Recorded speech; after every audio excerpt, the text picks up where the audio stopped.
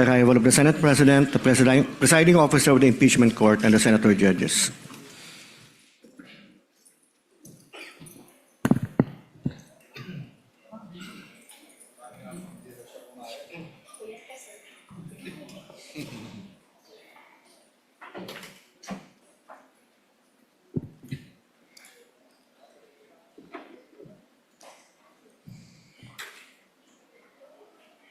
The Sergeant at Arms is directed to make a proclamation.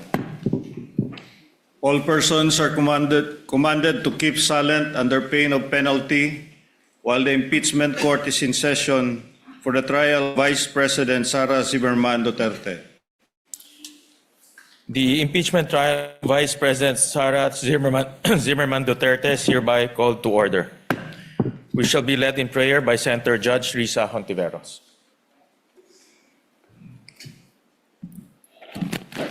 Sa ngalan ng Ama, ng Anak, ng Espiritu Santo. Amen.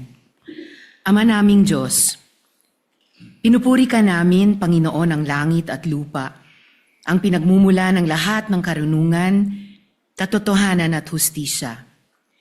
Sa Ebanghelyo ngayong araw, ipinaalala sa atin ni Jesus na ang tunay na karunungan ay ipinagkakaloob sa mga may mapagpakumbabang puso. Sa pagpapatuloy ng mga pagdinig o paglilitis na ito, hinihiling namin ang iyong gabay. Pagkaloob niyo sa amin, ang mga senator judges, ang karunungan na matukoy ang katotohanan, pagpapakumbaba na makinig ng may bukas na isip, at lakas ng loob na gawin kung ano ang tama ayon sa aming konsensya at ang rule of law. Palayain niyo kami sa pagmamayabang, prejudice, at lahat ng klaseng impluensya na maaaring pagpalabo sa aming paghuhusga. Naway manaig ang katotohanan, katarungan, at ang kabutihang panlahat sa bawat desisyong aming gagawin. Naway ang inyong espiritu ay gumabay sa amin na maglingkod ng may integridad, katapatan, at pagmamalasakit, laging sinasaisip na ang pinakamataas naming responsibilidad ay sa sambayan ng Pilipino at sa katotohanan. Hinihiling namin ang lahat ng ito sa pamamagitan ni Jesucristo. Amen. Sa ngalan ng Ama at ng Anak, ng Espiritu Santo. Amen.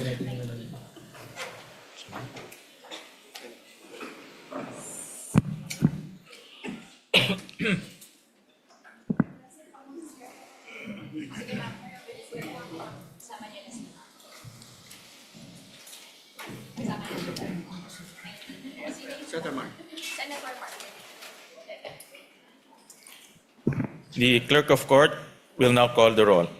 Roll call of members. The Honorable Senator Judge Aquino, Senator Judge Cayetano Alan, Senator Judge Cayetano Pia, Senator Judge De La Rosa, Senator Judge Ejercito, Senator Judge Estrada, Senator Judge Go, Senator Judge Ontiveros, Senator Judge Lacson, Senator Judge Lapid, Senator Judge Legarda, Senator Judge Marcoleta, Senator Judge Marcos, Senator Judge Padilla, Senator Judge Pangilinan, Senator Judge Soto III, Senator Judge Tulfo Erwin, Senator Judge Tulfo Rafi, Senator Judge Villanueva, Senator Judge Villar Camille, Senator Judge Villar Mark, Senator Judge Zubiri, the presiding officer, Senator Judge Escudero, Senate President Gatchalian.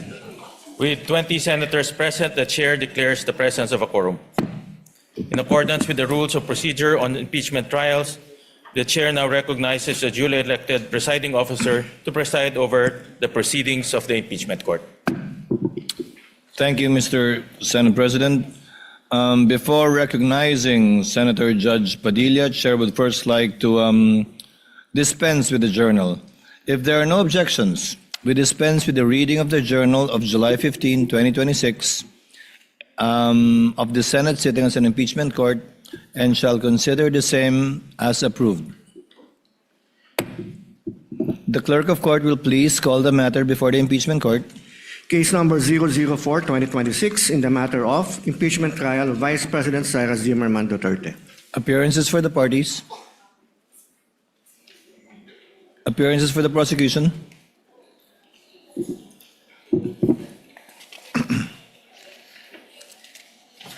Good afternoon, Your Honors. Same appearance for the prosecution. We are ready, Your Honor. Appearances for the respondent. Good afternoon, Your Honor. Same appearance for the respondent accused. Thank you, Your Honor. Noted. Senator Judge Padilla, sir, what is your pleasure? Maraming salamat po sa ating tagapamahalang hukom at sa ating pong ginoong Pangulo. Nais ko lamang pong basahin ng napakaigsing manifestasyon po. The gentleman may proceed with his manifestation. Maraming salamat po. A'udhu billahi minash shaitanir rajim. Bismillahirrahmanirrahim. Alhamdulillah rabbil alamin. Aming mga kasama, ako po'y humihingi ng paumanhin sapagkat dito pong nakaraang linggo, lumabas po sa mga balita na may aligasyon na ako daw po ay hindi sumusunod sa batas. Ito po ay nakalulungkot para sa isang senador, sa isang senator judge, ang masabihan na hindi sumusunod sa batas. Samantalang nung tayo po ay merong mahal na saksi dito, pinaalala po natin sa kanya na harapin ang batas. Noong nakaraang linggo, ang atin pong kaibigan na ombudsman, ang sinabi po ng mahal na ombudsman na ako daw po ay hindi sumunod sa kanilang pasabi na mag-file ng aking counter affidavit. Nakakalungkot po ito sapagkat hindi po ito totoo. Inaamin ko po sa inyo kung ICC lang, hindi po talaga ako susunod.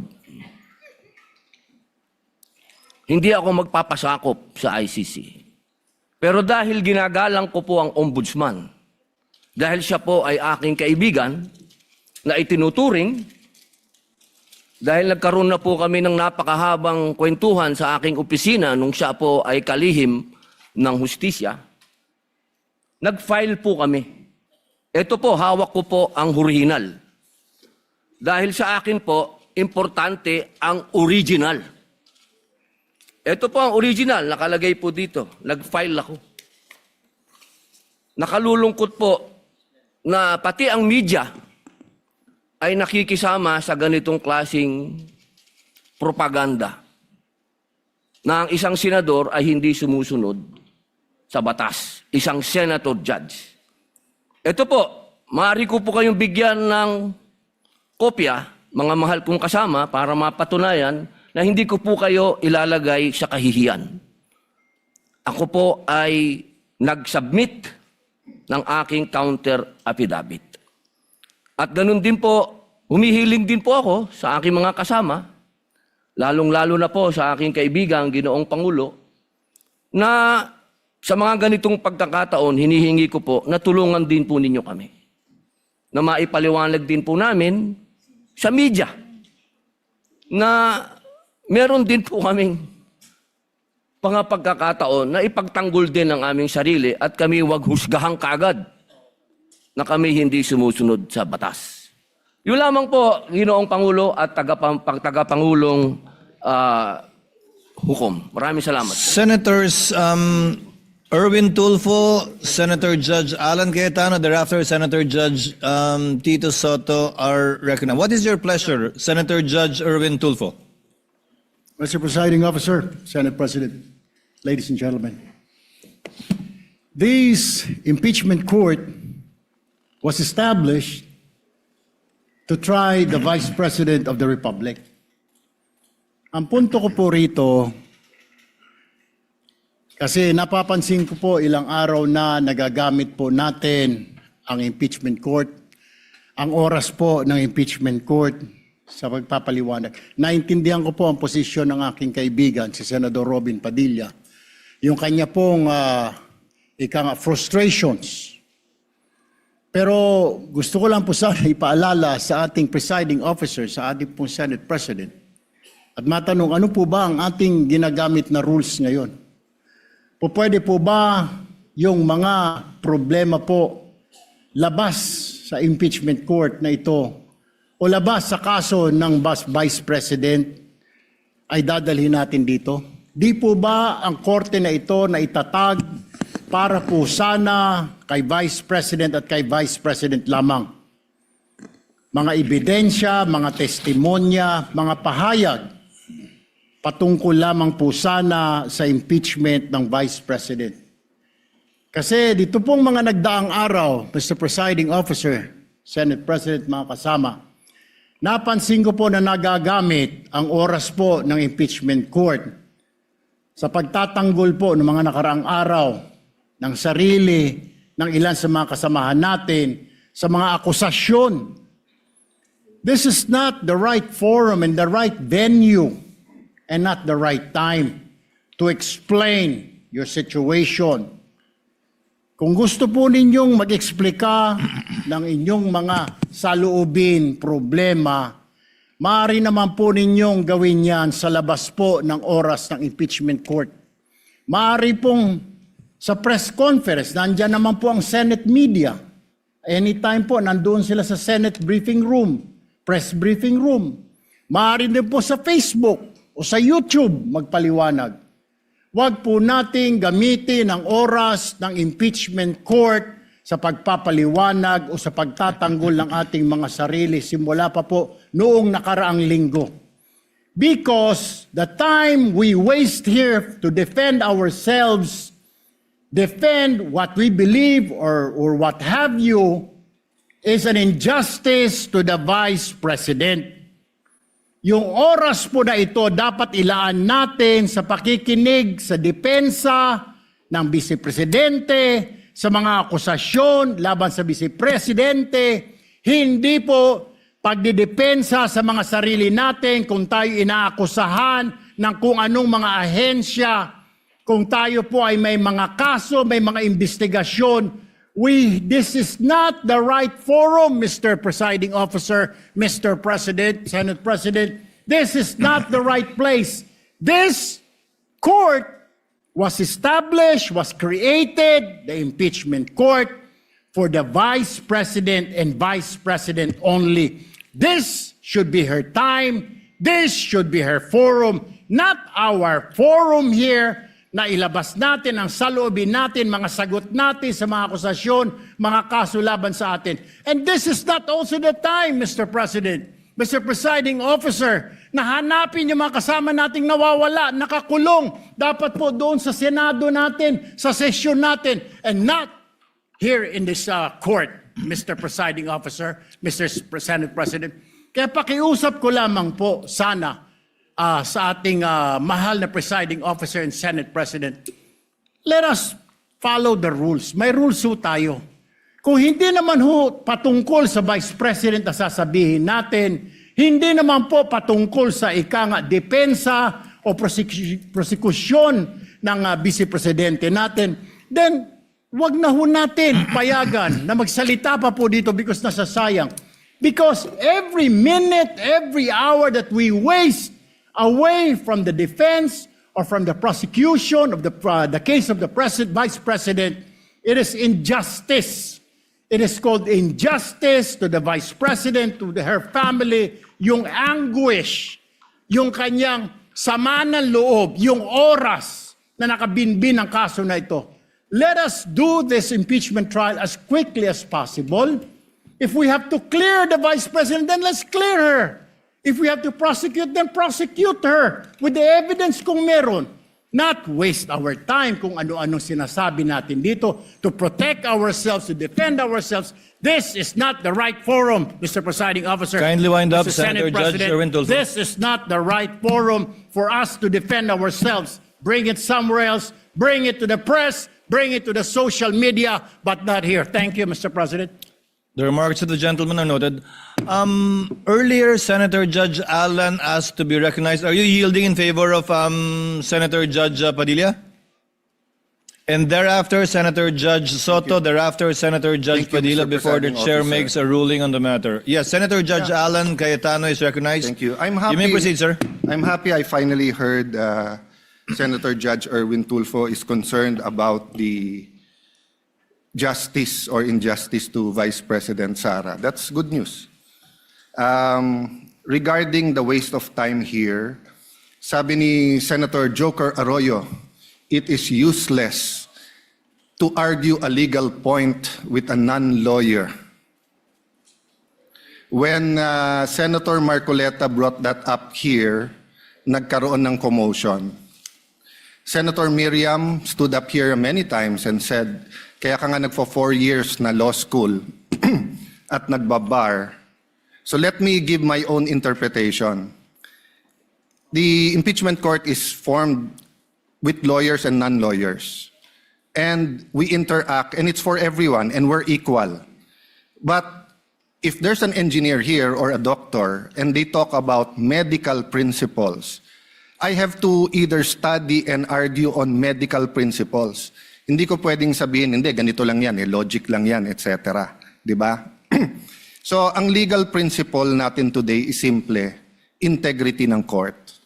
So, allow me to mention that to the people and help educate my colleague here. The integrity of the court and the justices or judges is always relevant. So if the Supreme Court or COMELEC, Court of Tax Appeals, Sandigan Bayan is being heard and the judges are being threatened, you give them time. So we cannot take the impeachment out of context. May nangyayaring flood control scandal, may nangyayaring gulo sa Team Unity na hindi na united ngayon. We consider Senator Marcoleta and Senator Jinggoy political prisoners, weaponized yung Blue Ribbon Committee at weaponized yung ano. So Mr. President, hindi tama na sabihin na I wasn't, after we brought up the problem with NBI, they doubled down, naggumawa pa ng task force. I mentioned 2 colleagues sa Salian, I didn't accuse them. Sabi ko lang, just like Vice President Sara, just because tumaas ang Salian, can we already ask for the BIR, for the AMLA and the bank accounts? So sabi ko, yan ang i-discuss namin sa Monday. Nag-react na, nag-accuse. I did not take up your accusations here today. Si Secretary Vince Dizon, 3 beses na nag-verify sa Taguig. Sinabi na 3 beses na walang ghost. Ngayon, i-verify ulit. I wasn't going to bring that up, but then i-question ninyo si Senator Padilla. It was all over the news na hindi niya inintindi or he snubbed the ombudsman. I was going to stand up before Senator Erwin stood up just to say, may registered mail. So nung una pa lang, 5 minutes si Senator Tulfo, so I'll take the 5 minutes also if you don't mind. The gentleman may proceed and kindly be mindful of the time. Yes, I will now. So I'm just saying, Senator Padilla just stood up to say, sumusunod siya sa batas, tapos. Kaya humaba to, dahil nga, hindi importante ata dito yung integrity ng judge. Lastly, kaya sinabi kong it's useless to argue a legal point. Ilang beses ko na narinig dito. It's our job to clear or prosecute the Vice President. Hindi po. It's our job to try and to decide. It's the prosecution's job to try to prosecute, and it's the defense job to convince us na wala. Our job is to try and to decide. And when you decide, you acquit or you convict. Why is that important? These are legal terms. Hindi pwedeng yung nanonood na law student ngayon sasabihin, trabaho pala ng judge to clear or to prosecute. Thank you, Mr. Presiding Officer, Mr. Senate President. Thank you, Senator Judge Alan Cayetano. His remarks are noted. Senator Judge Soto, thereafter, Senator Judge Padilla, thereafter, the presiding officer shall make a ruling. You may proceed, sir. You have 2 minutes. Yeah, thank you, Mr. President, the presiding officer. I do not have 4 years of law, but I have 29 years of lawmaking. And I move that the manifestations of that we have heard be referred to the Senate proper. We will act on it at the proper time, Your Honor. Thank you. Your remarks are noted. Senator Judge Padilla is recognized. You may proceed, sir. You have 2 minutes. Maraming salamat po, aming tagapamahalang hukom. Ito pong kasuotan natin sa mga oras na ito, hindi lamang po ito nire-represent ang impeachment ng ating pangalawang Pangulo. ang nire-represent po nito ay ating karapatan bilang mga Pilipino at unang-una na ang due process. Ito po yun ang ibig sabihin. Kaya ikaw ay pangalawang Pangulo, ikaw ang Pangulo, ikaw ay Senator Judge, ikaw ay magsasaka, ikaw ay mangingisda, kailangan may due process.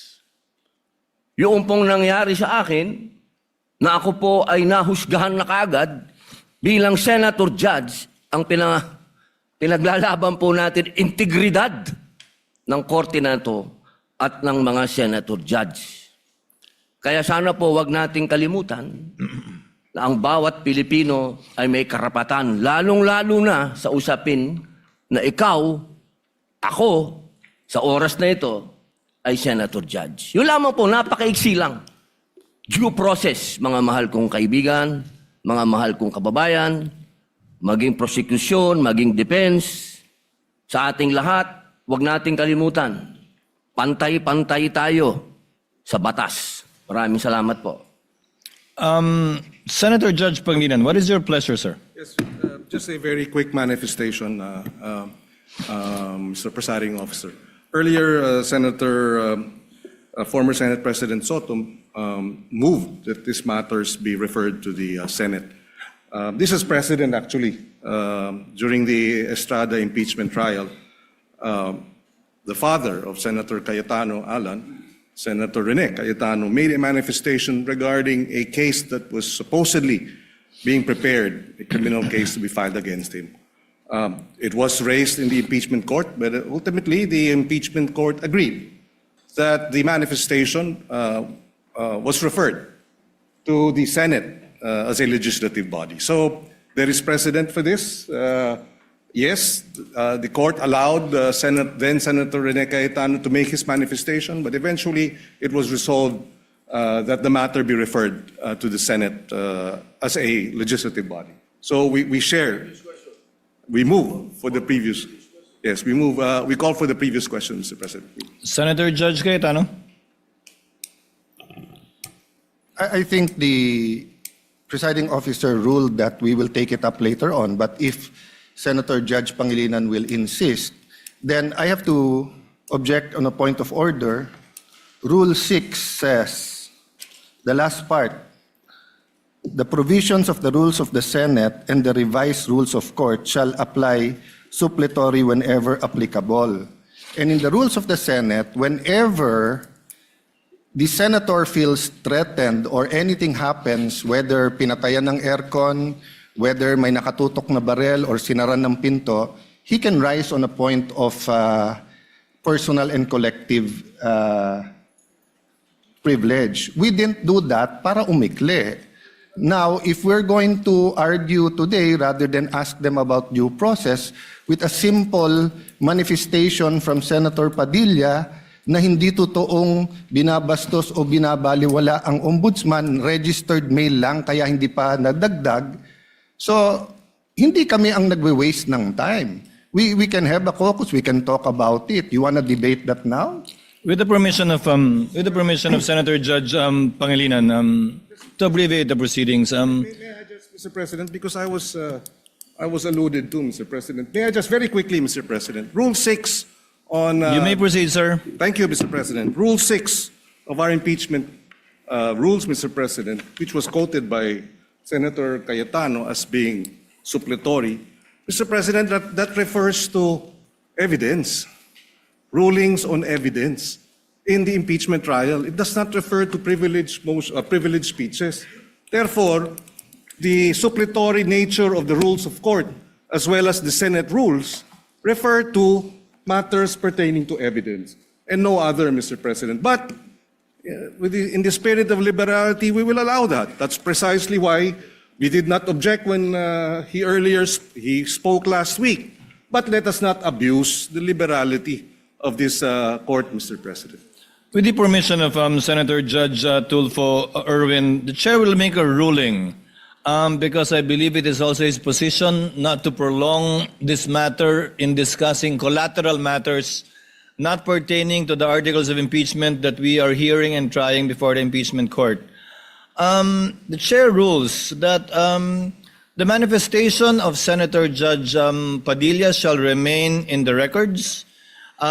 We cite as a precedent to the precedent mentioned by Senator Judge Pangilinan, where the speech of former Senator, the late former Senator Rene Cayetano was not expunged from the record, but referred to the Senate impeachment, Senate rather, as a legislative body where it may be taken up.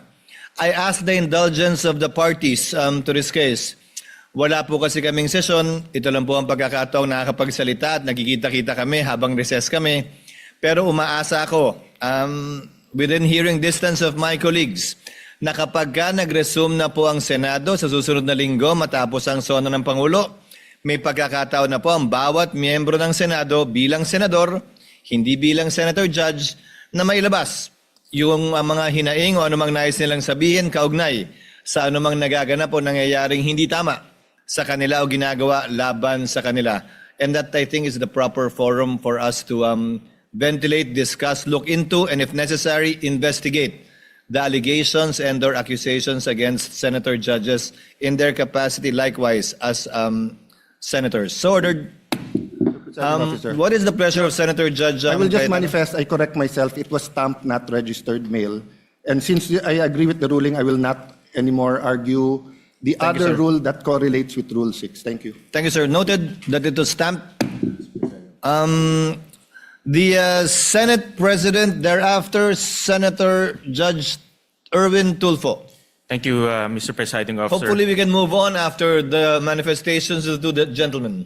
Let me appreciate and thank the ruling of the presiding officer to refer the manifestations as well as the comments of our colleagues to the Senate acting as a legislative body. 8 days na lang po ay magko-convene na ang Senate at doon rin ho natin pag-uusapan itong mga mahalagang bagay na pag-usapan ho natin ngayon. At kanina po ay narinig ko po yung komento ng ating kasamaan si Senator Romin Padilla at ito po yung mga bagay na dapat rin po nating talakayin pag nagbukas na po ang Senado in 1 week's time. So with the indulgence of our colleagues, importante ho yung oras ng trial sa mga darating na panahon. Nasabi ko nga nung mga ilang araw na mahaba pa yung ating dadaanan. Ito ay 7th day pa lang out of the 102 days na dadaanan ho natin. Kaya bawat oras, bawat segundo ay napakalaga. At nagpapasalamat po ako sa ating mga kasamahan dahil po sa kanilang masusing pag-participate ho dito sa ating impeachment. Pero dadating rin po tayo doon sa pagtatalakay nitong mahalagang issue pagbukas po ng Senado. Maraming salamat, Mr. Presiding Officer.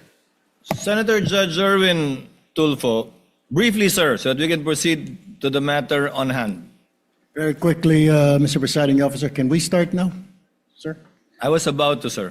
Thank you, sir. We wasted 26 minutes for nothing. Thank you po. Proceeding now to the matter on hand.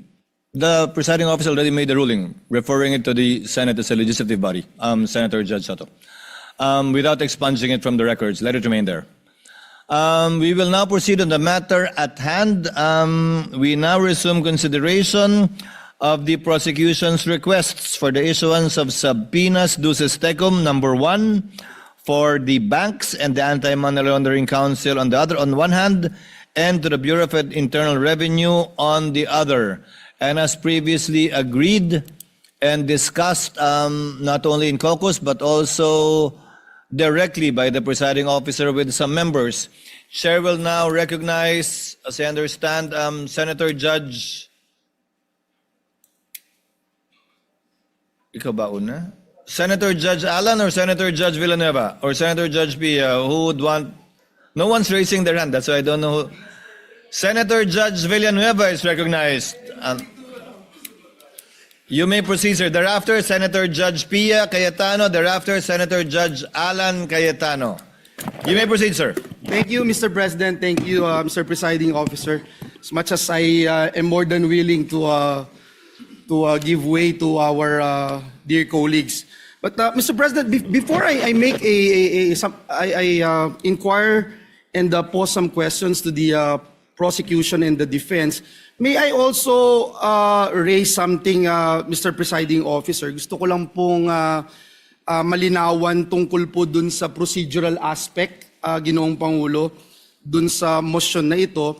Kasi sa regular courts, hindi naman po unusual na ang isa pong motion ay i-grant in part at i-deny in part. Depende po sa legal and factual basis ng bawat relief na hinihingi po, Ginoong Pangulo. So, pwede ko po bang malinawan lang, Mr. Presiding Officer, tama po bang sabihin ganun din yung kapangyarihan ng ating impeachment court? Maaari po ba na suriin ang bawat hinihinging subpoena ng magkahiwalay at magpasya po batay sa legal at factual basis ng bawat isa sa halip po na tratuhin ang buong motion bilang isang all or nothing proposition? Tatratuhin ng hukumang ito bilang nag-iisang motion ang tag-isang motion na inihain ng prosecution. They only filed 2 motions, Senator Judge Villanueva, and the court will act on these 2 motions separately, regardless of the number of issues or sub-issues underneath each motion. The reason is simple. Because the court should be a passive body. By amending the motion into several parts and voting on it separately, we are essentially acting as if we were one of the parties. In voting for or against the grant of the motion, we should take into consideration all of the factors that may be raised for or against it.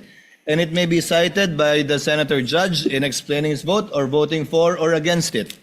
Pangalawa po, bilang mga hukom, hindi tayo pwedeng masyadong aktibong makilahok sa paraan ng mga motion which is essentially a relief being asked for by a party sa pamamagitan ng paghahati ng mga motion na yan para pagbotohan ng hiwa-hiwalay.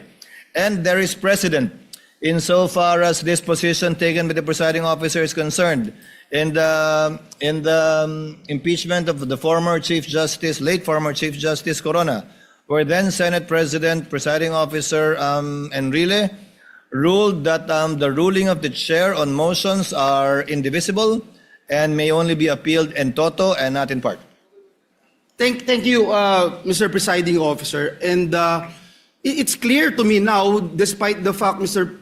Presiding Officer, Your Honors, that if there would come a time na, for example, sa isang subpoena, may sinasabina na sa asawa o sa korporasyon na hindi naman relevant at material doon sa kaso, yun lang po, Ginoong Pangulo, ang ating nagiging reservation tungkol po dito. Ngunit naging malinaw po sa akin na magiging isang desisyon lamang doon sa dalawang motion na inihain. Tag-isang desisyon kada motion, pero pwede, gaya ng nasabi ng kagagalang-galang na hukom na senador, na pwedeng hindi ibigay yung lahat ng korteng ito.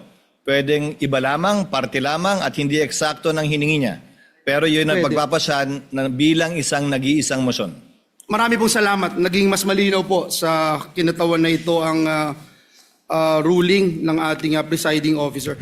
May I start raising some questions, Mr. President, Mr. Presiding Officer, to the two parties, Mr. Presiding Officer, just for the guidance of the court, and I think it's important that we distinguish between two separate procedural questions. Una, kung dapat po bang i-produce ang hinihinging records, at pangalawa, kung ang mga records na iyon ay magiging admissible at kung anong evidentiary weight ang dapat ibigay sa kanila. So, let me start by asking our lead prosecutor, Congressman, to our dear Congressman, would it be correct, sir, to say that the issuance of a subpoena merely compels the production of records and does not by itself amount to a ruling that those records are admissible relevant or entitled to evidentiary weight, Your Honor. Before the member of the panel for prosecutors answers, he's not the lead prosecutor. The sorry. question is addressed to the Honorable Representative Chel Jokno, who is a member of who is part of the panel of prosecutors who will be answering your questions. And for the record too, on the part of the respondent, I think it's Attorney Poa who will be answering. That's correct, Thank Your you. So that we Sir don't need to President. identify each one each time anymore for the record. Thank you. The Honorable Jokno may respond to the question of Senator Judge Villanueva. You may proceed, sir, when you're ready. Thank you, Your Honor. Good afternoon to all the members of this honorable court.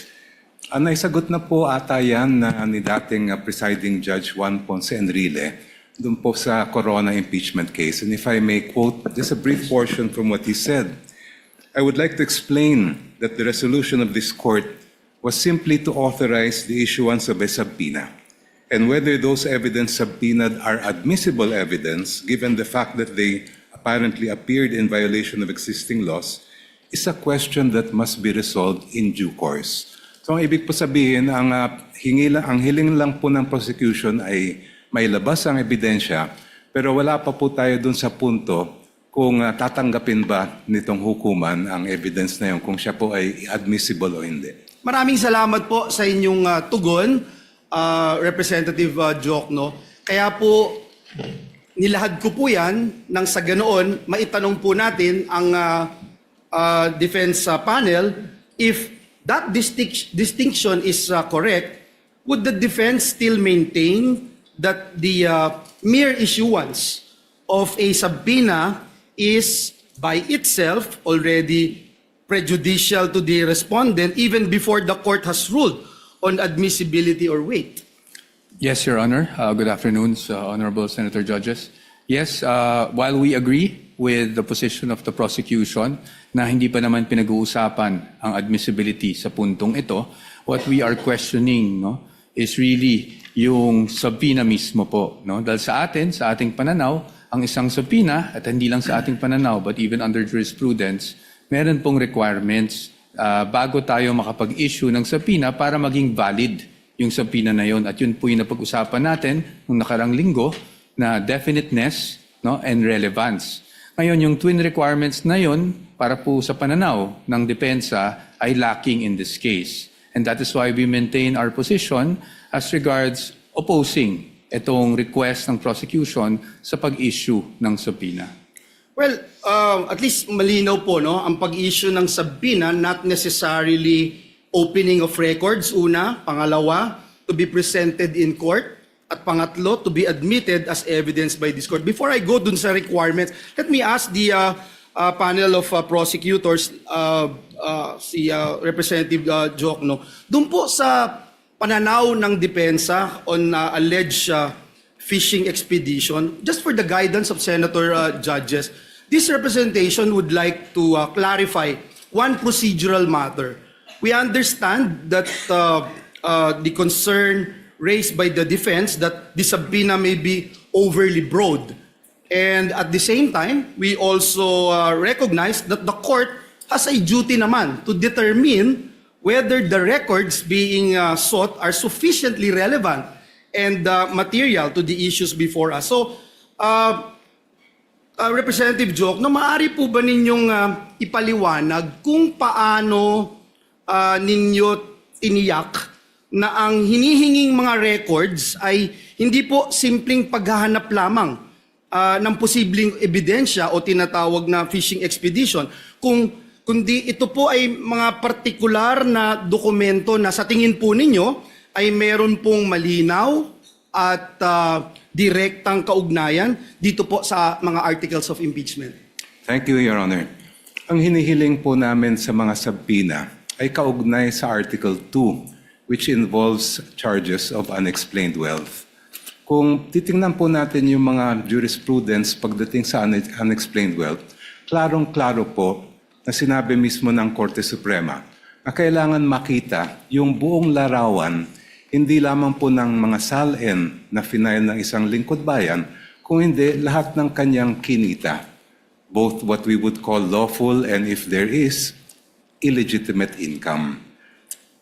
Ang salin po kasi ay parang snapshot lang po yan, year-end kung ano yung mga assets, liabilities, and net worth ng isang government official.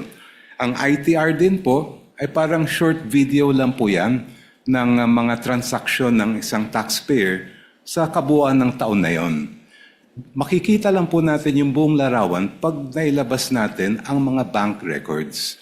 Kasi doon po yung day-to-day na lumabas at pumasok sa isang account ay mabubuo po natin. And in fact, in the case of DOF Rips versus Merencilia, ito lang pong portion ang babasahin ko. Sabing ganun ng Supreme Court, the failure of the complainant to take into consideration respondent Rafael's net worth from the time he entered government service and the failure to take into consideration all of his possible sources of income in relation to his real and personal properties do not support the conclusion that he has unexplained wealth, considering that his true net worth was not determined. Ito po ay sabi ng Supreme Court, Ombudsman, hindi nyo nagawa yung inyong trabaho. Kaya ayaw po namin tumulad sa nangyari kay Ombudsman dito sa kasong ito. We want to see the entire picture. Kaya po namin hinihingi yung BIR records, pati yung mga bank records, and even the Anti-Money Laundering Council records para makita po natin yung buong story as far as both the assets, liabilities, and net worth are concerned, and the lawful, and if there is unlawful income acquired by the respondent. Last question no, sa prosecution. No?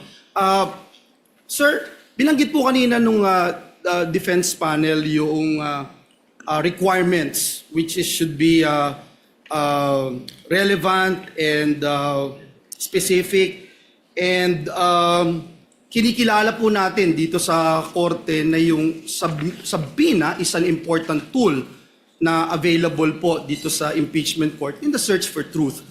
Pero kinikilala din po natin na ang mga records na ating hinihingi ay may tinatawag na statutory protection under our laws. Now in this regard, Your Honor, bago po ninyo hiniling ang compulsory production ng mga confidential records na ito, may we know what led the prosecution to conclude that the issuance of subpoena is the least intrusive and most appropriate means of obtaining the information sought? In other words, Your Honor, paano po ninyo masasabi na itong subpoena is not only relevant but also necessary and proportionate under these circumstances? Ang subpoena po ang tanging paraan para makuha ng initong hukuman ang mga kinakailangan po natin na datos at impormasyon at dokumento.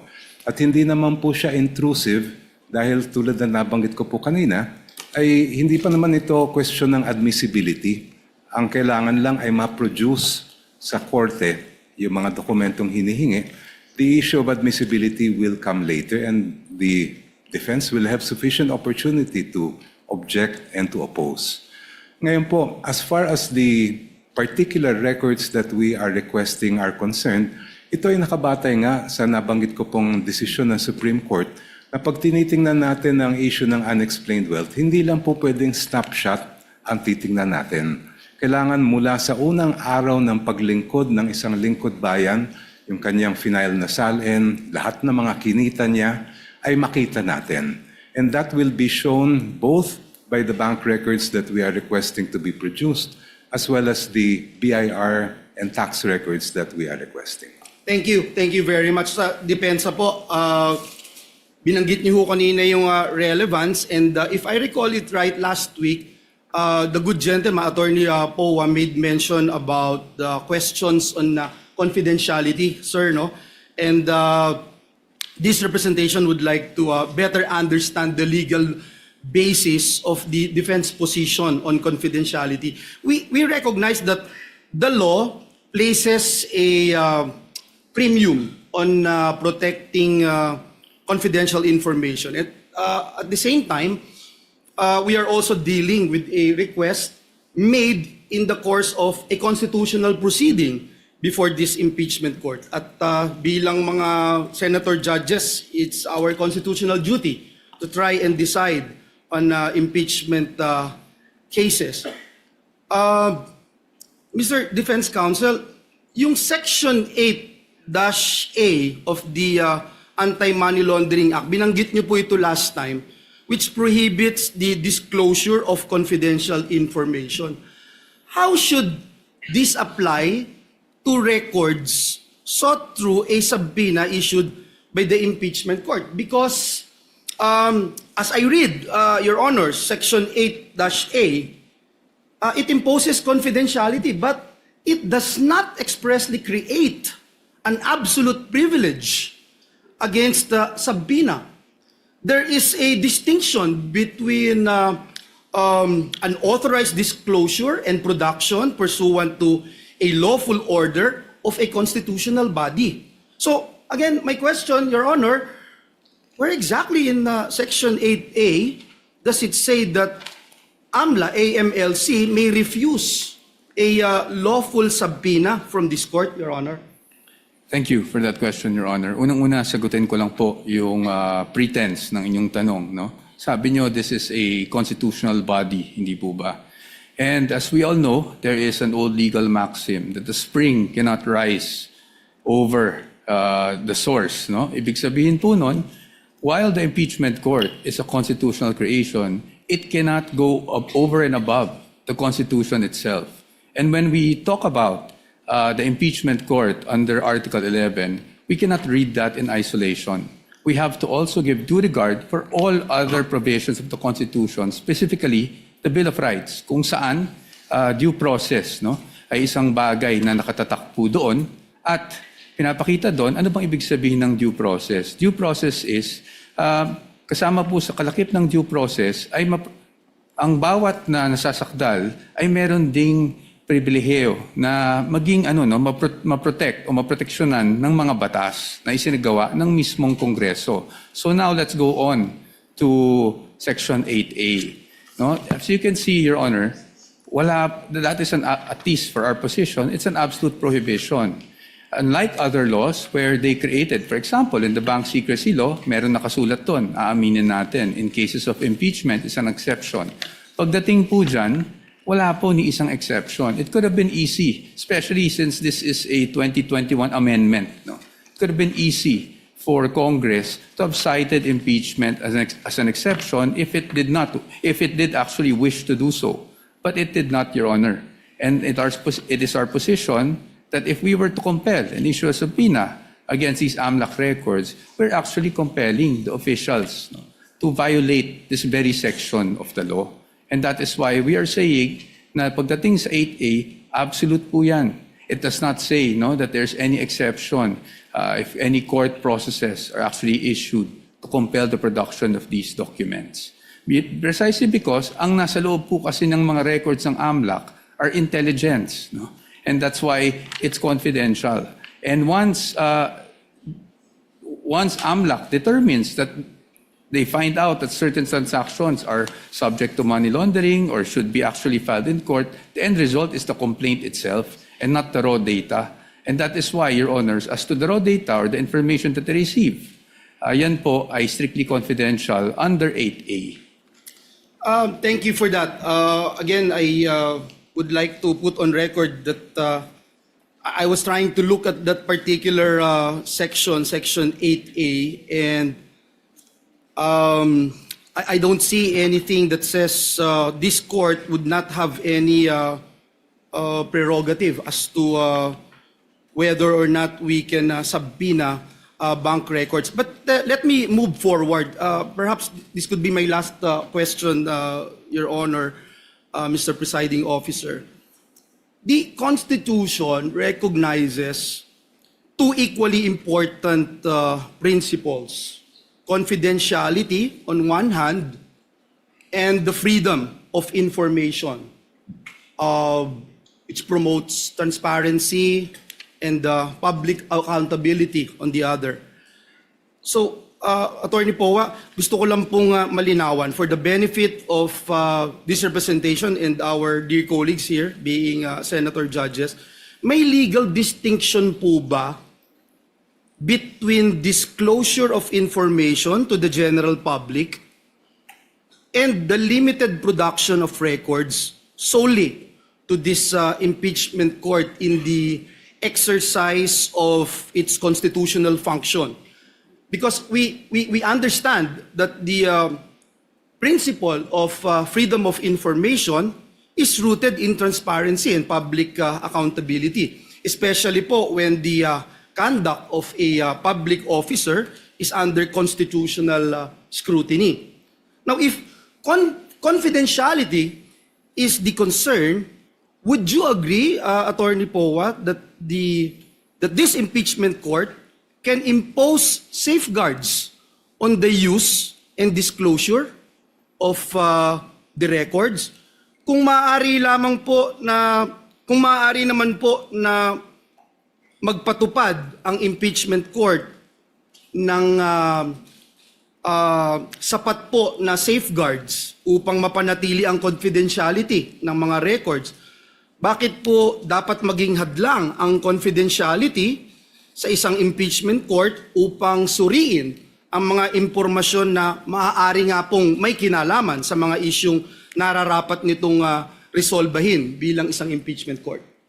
Para sa atin po, no, kung ano man pong hakbang ang pwede o hindi pwedeng gawin ng isang impeachment court tulad ng nasa harap natin na ngayon, it must be confined to the limits imposed by the Constitution and the laws. No? So kahit sabihin po natin, we are not against transparency. I just want to make that clear, Your Honors. We are not against accountability. But again, as I've mentioned last week, hindi naman porket po that we are all looking for accountability ay transparency, ay isasantabi na lang po natin kung ano ang mga karapatan, hindi lang para sa impeachable officer, pero para kahit sinong Pilipino na nakasaad sa batas, including absolute confidentiality in terms of AMLAC reports, which we are pointing to. So para po sa atin, nakikita ko yung punto po ng ating hukom, no, na paano kung mag-impose na lang tayo ng certain conditions. However, Your Honors, those certain conditions may be allowed for other records, pero pagdating sa AMLAC po, absolute po kasi yung prohibition. And if we were to amend or at least suspend the provision of 8A, then it is as if this honorable court is actually doing some sort of judicial legislation, no? Because we are technically suspending this law for a specific person na hindi natin pwedeng gawin sa iba. That is why, ang sa akin lang po, ang sa amin, sa punto ng depensa, is paano po yun? Meron po bang instances na papayagan na lang natin, isang tabi natin yung batas, at merong instances na hindi? I think, Your Honors, we feel, the defense feels, Your Honors, that in the search for truth, transparency, accountability, we must still work within a framework, which means that we must work within the limits imposed by the Constitution, the laws, and the rules of the land. Yun lang po, Your Honor. Salamat po, Attorney. Mr. Presiding Officer, just a few seconds, just to put on record, ang Senado po ay nasa plenaryo na po yung proposed Bright Act natin na maraming sumuportang mga kasamahan natin.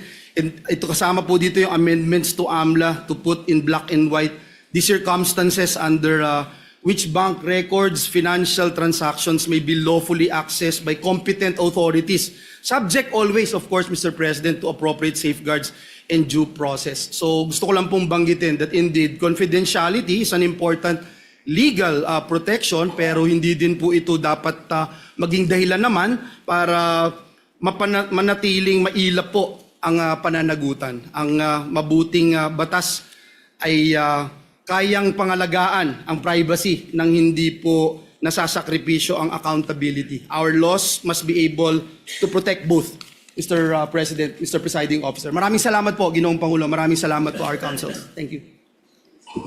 Thank you, Senator Judge Villanueva. Your remarks and responses thereto are duly noted and entered into the records. Senator Judge Pia Cayetano is next, I believe.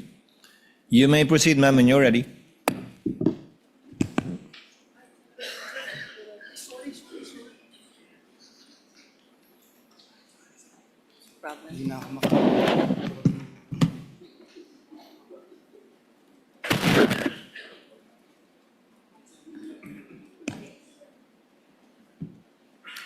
I'm ready to proceed, Mr. Presiding Officer. I'd like to start this discussion with a question that hopefully will allow our kababayans who are watching, listening, to understand the situation. Of course, I pose it also to the parties. If the government had in mind that there's a business, and of course, a particular businessman or businesswoman who is violating a lot of laws pertaining to the operation of their business, be it customs law, BIR, regulations, can they just proceed and pwede ba silang basta na lang mag-request ng dokumento o mag-file ng kaso na requiring the businessman and the corporation to produce those documents? Pwede ba? So yun ang pag-isipan natin, no? Kasi yun ang tanong eh. Similarly, ginagawan ko lang ng ibang analogy para maintindihan ng mga kababayan natin. So this is the essence, dear colleagues, parties, of the principle of due process. This is ingrained in our Constitution. Totoo po na may karapatan ang gobyerno at obligasyon ng gobyernong patakbuhin ng maayos ang gobyerno, but it is always with due respect to the rights of every individual Filipino. That is the right to life, liberty, and property. So bago mo sagasaan yung right to life, liberty, and property, siguraduhin mo lang na may basehan ka. Yun lang naman ang sabi. So of course, ako, gusto ko talaga na maayos ang patakbo ng gobyerno para if somebody's life is also in danger, then government has to step up and prevent somebody's liberty. Kasi nga, sinasagasaan niya yung life and liberty ng ibang tao. So it's a balance, no? I think we can all agree it's a balance. So I want to go straight into a landmark case and I will ask both parties for their legal opinions on it kasi it is a legal proceeding. Pero gawin nyo lang simple para hindi masyado complicated para sa mga nakikinig sa atin. So in the landmark case of Stonehill versus Diokno, 1967 pa po to, karamihan ng mga lawyers hindi pa pinapanganak. The importance of due process was highlighted and the Supreme Court discussed 2 points. General warrants are void. Sabi ng Supreme Court, a warrant must be issued on probable cause for one specific offense and must particularly describe the thing being seized. So kailangan particular ang description dun sa warrant. Warrants that leave it to the discretion of the officers serving them to decide what to seize or general warrants are outlawed by the Constitution because they place the sanctity of the home and privacy at the mercy of prosecutors. So sinabi dito na kailangan specific. Take note warrant ito ha, subpoena naman ang pinag-uusapan natin. Alam ko po yun, pero I'm pointing it out kasi ang magiging tanong ko later on is kung relevant ito sa kaso. Okay? The other principle that was established in Stonehill versus Diokno was the exclusionary rule. Evidence obtained through an unconstitutional search is inadmissible for any purpose in any proceeding. Ito po yung tinatawag na the fruit of the poison tree. Pag nakuha mo yung information dun sa bawal na paraan, kung ano yung information mo, bawal ipakita yon. And this is where I need to get guidance from the presiding officer. If I'm allowed, I don't have to name names, to share the discussion that we had in caucus para lang mabanggit ko na ito yung mga provisions of law na napag-usapan. Am I allowed to do that? Would you like me to approach you? Please let me know because I will abide. Basically, because ang nangyari is we had our own discussion and I want to mention the provisions of law that we discussed. I don't have to mention names. The lady may proceed. Okay, thank you. So, tungkol dito sa exclusionary rule, ulitin ko, fruits of the poison tree, dun nga sa aming very open discussion, and I thank many of our colleagues who were I think we engaged in a fruitful discussion for some, not for all. I think yung iba talagang gustong makipag-debate at di-debate kasi gusto ko rin matuto, no? I think all of you will attest na I also wanted to learn from all of you kung anong perceptions nyo sa batas, kung ano din yung sinasabi ng mga abogado nyo. So dun sa fruits of the poison tree, sabi ko, kung yung pinanggalingan ng mga dokumento, bawal na kunin ng basta-basta, then paano mo gagamitin? And meron kasing observation na lumabas na kasi yung documents na yon sa House. So nakita na ng publiko sa House. So sabi ko, pero if I will look at, and this is where I will pose the question to all of you, no? Medyo layered so pasensya na sa medyo complicated. Yung isang concern ng defense na nabasa ko is that hindi nag-allege ng ultimate facts. Hindi klaro kung ano yung naging kasalanan at hindi na-identify ng maayos itong facts na to that lead to a conclusion of law. So wala daw yun. Later on, I will ask both parties again to also clarify that.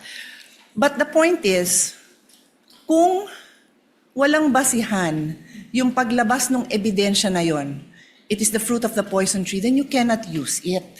So yun yung importante dito kasi I'm sure nakita nyo no sa korte kahit sabihin nyo pong sa mga legal drama na na-throw out. The case is thrown out because na-violate ang due process. So that's the discussion I want to have. I want to hear both ha.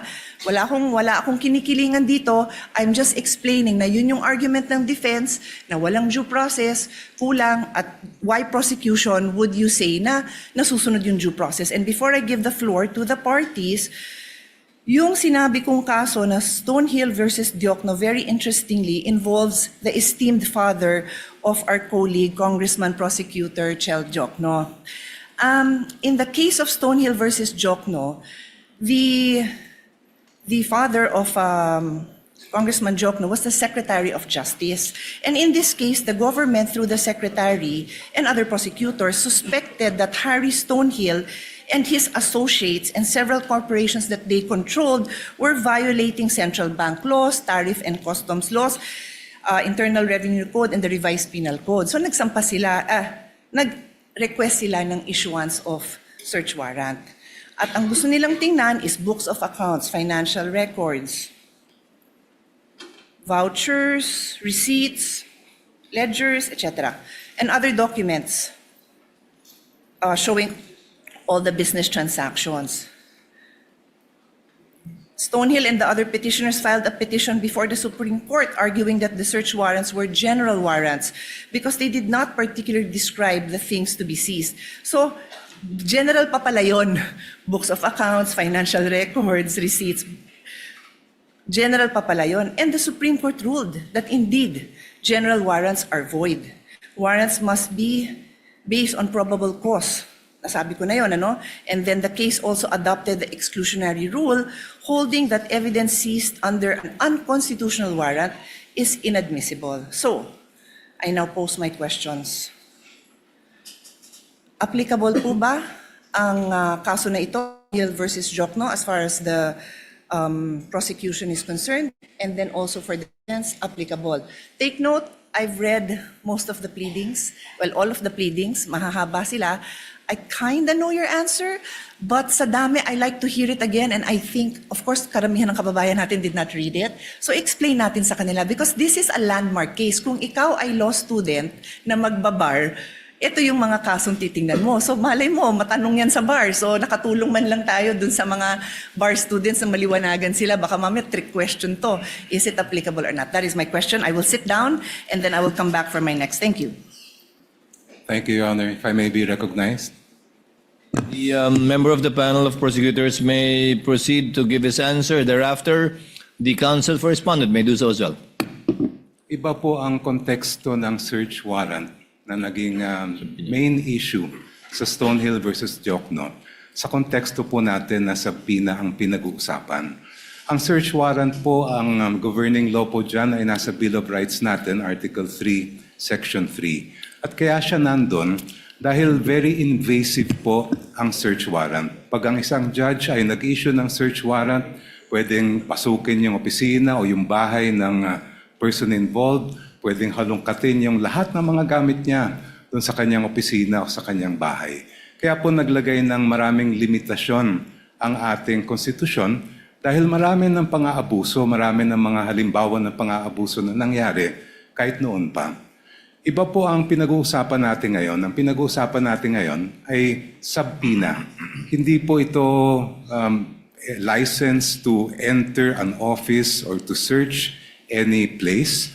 Ito po ay mismong humihiling lang ng mga dokumentong nakasulat sa loob ng subpoena. Therefore, the contexts are very different. When we speak of a search warrant, I do agree there should be very specific limitations on how that warrant can be enforced. Pagdating naman po sa subpoena, meron din po yan, but that is not governed by the Constitution. It's governed by Rule 21 of the Rules of Civil Procedure, which basically provide that for a subpoena to be valid, it must be relevant and it must be definite. Ibig po sa relevance ay may kinalaman na may kaugnayan yan sa mga kailangan patunayan ng mga facts. At pagdating naman sa definiteness ay klaro kung anong mga iba't ibang dokumento ang hinihingi. In our case, we respectfully submit, Your Honors, that we have met both the standards of relevance and materiality. The BIR records, the bank records, and the records of the Anti-Money Laundering Council are relevant to the facts in issue pertaining to the charges of unexplained wealth. Hindi po natin malalaman kung talagang merong unexplained wealth ang Vice President kung hindi natin mabubuksan yung kanyang mga bank records, kung hindi rin natin makikita at mailalatag ang anti-money laundering at BIR records po nila. And insofar as definiteness is concerned, we have specified the particular documents that we are requesting, and we have included as well an explanation of why those are important. Kaya sa aming pananaw po ay we have satisfied the requirements for a subpoena do sustecum. Thank you. Mr. Presiding Officer, before we recognize the defense, just a quick follow-up question. Hindi ko may lapit eh. Bigyan ko ng time na bulungan muna siya ng kasama. I'm sorry. Okay na kayo? No, it's okay. Senator Judge Pia, would you like the counsel for respondent to answer? Not yet, Mr. Not yet. My Okay. request was if Okay. I'll just ask a follow-up question. You may proceed, Thank ma'am. you. Thank you for that. I appreciate His Honor's response. May I simply point out, and again, please give me your explanation.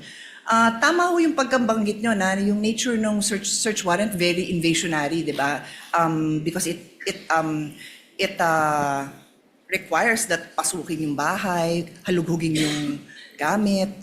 Pero hindi kaya invasive din yung paghalughog ng records? Is that not extremely parallel? I mean, is it not very similar in the sense that what is being questioned now are the very essence of somebody's savings, earnings, so which we have to agree. I think there's no doubt that that is protected, but in fact, His Honor is saying that it would fall under the police power. So imbis na papasukin mo sa bahay na nandun yung mga dokumento, you will do the same by asking these agencies, whether it is the BIR, the banks, or AMLA, to now reveal these documents. So that's my question. Is it in the prosecution's, is it the point of view of the prosecution na iba yun? Hindi ba invasive yun? Kayo gumamit ng word na invasionary, no, but I'll use invasive, I think. Yeah. Anyway, please answer, and then we'll give the floor to the defense, Mr. Presiding Officer. Counsel for the panel for prosecutors may Thank you, Your answer as he pleases. Yung pong search warrant, kung ano man ang makuhang ebidensya doon, ay direktang binibigay po yun sa court, and that is now considered as evidence by the court that issued the search warrant. Iba po ang subpoena, dahil pag naglabas ang isang hukuman ng subpoena, itong mga records ay hindi po siya considered yet as evidence. Yan po ay ipoproduce lang, dadalhin lang po sa korte, and now it is up to the parties, and I refer to both parties, to decide which of those documents may be relevant in terms of the evidence that they are need to present. Yung pong nakikita po natin sa subpoena, it is not in any way invasive, because as I mentioned earlier, and as pointed out by Senator Enrile when he was the presiding officer in the Corona trial, we are simply having those documents produced. The admissibility of those documents will only be determined after, if offered by the parties. Kaya po sa aming mga pananaw ay malaking-malaki ang pagkaiba ng search warrant sa subpoena. Your Honor, may I be With the recognized? permission of the lady Senator Judge, counsel for respondent may now give his answer to her query. You may proceed, sir.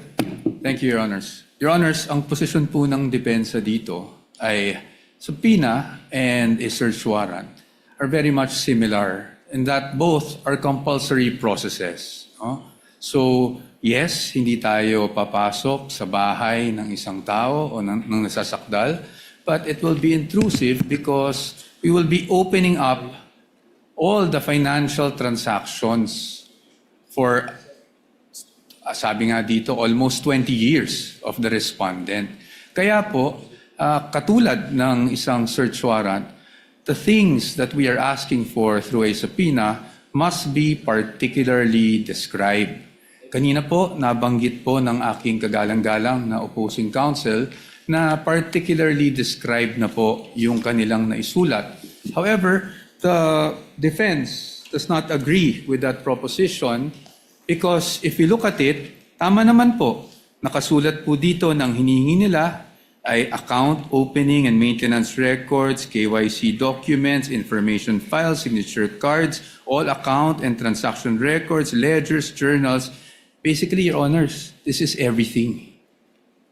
Ibig sabihin, ni-specify lang nila ang nilalaman ng lahat ng bank records ng respondent. So in our view, Your Honors, while they took pains to specify each and every document, the truth of the matter is they're asking for everything. Ngayon, pagdating sa subpoena, and even in the case they cited, yung Rocco versus Contreras, no? Nakasulat po doon that for a subpoena to be validly issued, when we talk about particularly describing yung kung ano yung hinihingi, it has to be evidence that is both relevant and material. So ang tanong namin, saan ba dito yung relevant or material? Kasi lahat na po ng records hiningi eh. So, and this bolsters our theory, of course with all due respect to the opposing side, na kaya namin tinatawag o kaya namin natawag na fishing expedition ito. Kasi lahat na ng records hiningi, pero hindi naman matukoy which would actually be relevant, which would actually be evidentiary to the accusations they have made under the articles of impeachment. So, pero dito, hinihingi natin 20 years worth of records. And then, paano po yun? Hihimayin natin, maghahanap tayo ngayon kung may relevant o wala. Which brings me back to yung BIR records. Nakaseal po yung box. So I would say, both parties, hindi natin alam kung anong nasa loob nun. Yet, we're hoping na somehow, pag nabuksan yung box na yon, meron po tayong makikitang ebidensya. And that's why, again, with all due respect, we called it a fishing expedition. Kasi hindi naman na-identify kung ano mismo doon yung pwedeng ebidensya laban sa sinasabing unexplained wealth umano ng Vice Presidente. So, with the question, for us, yes, the Stonehill case, Stonehill versus Diokno, directly applies to the current proceedings. Kasi nga po doon, sinasabi talaga na dapat specified yung hinihingi, particularly described and relevant. But as of this point, they're asking, Your Honors, for all of these things. And again, while they specified each and every document, kung babasahin niyo po ng mabuti ito, they're actually asking for all bank records without, in fact, telling us which transaction is relevant to their accusation, which transaction will actually support their accusation. Yun po yung aming pananaw dito sa tanong ng ating kagalang-galang na hukom. Thank you po. If Your Honor, please may be allowed to respond. Hold on, counsel for the panel of prosecutors. Senator Judge Pia is the one asking the questions. Unless it's not a debate between the two counsels. You're merely responding to answers from questions by Senator Judges. I actually prefer not, pero alam mo na, baka sabihin naman na may bias tayo pag di ko naman pinayagan. Di payagan. no, I defer to... Senator Judge Pia, you asked a question, they answered. It is not for the opposing counsel to answer points raised. They had that chance when they did their oral arguments, rebuttal and surrebuttal. You may proceed with your question, Senator Pia. Sige, my question is, what is your question? or what is your comment? Go ahead. But keep it brief. Keep it brief. Thank you so much, Your Honor. I just wanted to point out that this is the first time actually an impeachment court is faced with the challenge of determining whether the charges of unexplained wealth are valid or not. And yung previous Corona case, hindi po pinayagan ng impeachment court yung Article 2.4 ng Article 2. At kung ang magiging batayan po natin ay yung naging mga desisyon ng ating Korte Suprema, sinabi mismo ng Supreme Court in several cases na pag ang usapin ay unexplained wealth, kailangan makita yung kabuuan ng kinita ng isang lingkod bayan at yung mga dineclare niya sa salian. Just to quote just a very short portion, sabi ng Supreme Court from the same case I cited earlier, the Ombudsman's failure to account for all lawful sources of income, including proceeds from business ventures and government benefits, further weakens the allegation that Rafael's wealth was unexplained.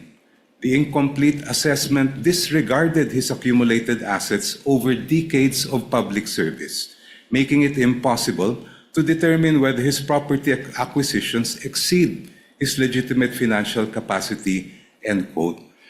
Hindi lang naman po dito sa harapan nitong hukom na ginagawa yung pagtingin sa kabuuan ng isang lingkod bayan. The Supreme Court has done it in this case where they looked at decades of the financial records of the person charged with unexplained wealth, and it has also happened in the cases of Rabusa and Ligot, which were decided recently by the Honorable Court. Thank you. Your Honor, may I at least be given just 1 minute to respond to that, Your Honors? But of course, I will submit to the pleasure of Your Honor. Of course, I yield. Of course, I yield. The same opportunity, I'm assuming. Yes, Your Honors. Again, hindi ko po tinutuligsa o ino-oppose yung mga na-mention na case ng aking distinguished opposing counsel. However, those cases do not involve impeachment.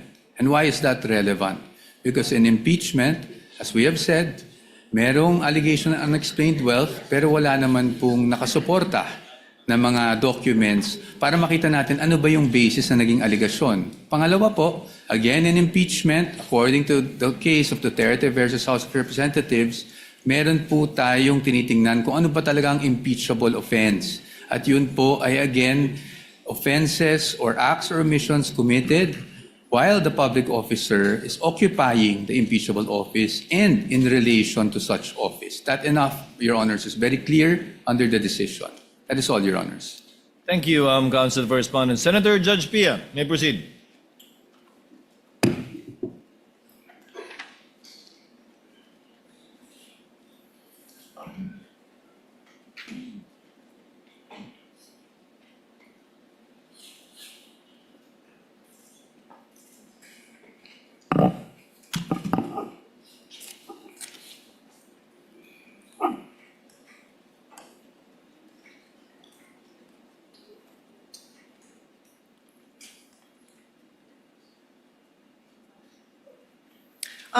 Mr. President, Mr. Presiding Officer, I'll go to my next point, but it will kind of overlap with this point as well, so bear with me.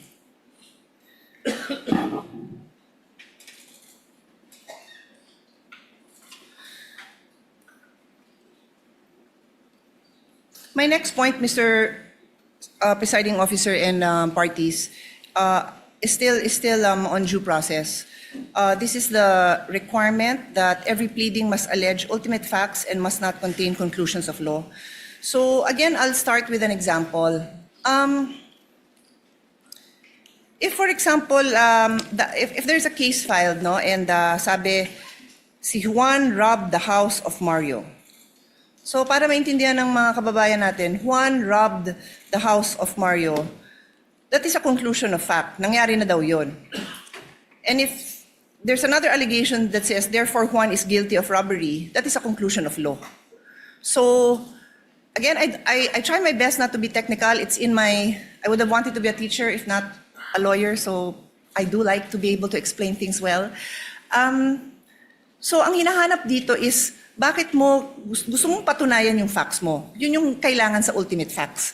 Kailangan mo patunayan, bakit mo sinasabing Juan robbed the house of Mario. Di sasabi mo, ang ultimate fact dyan example is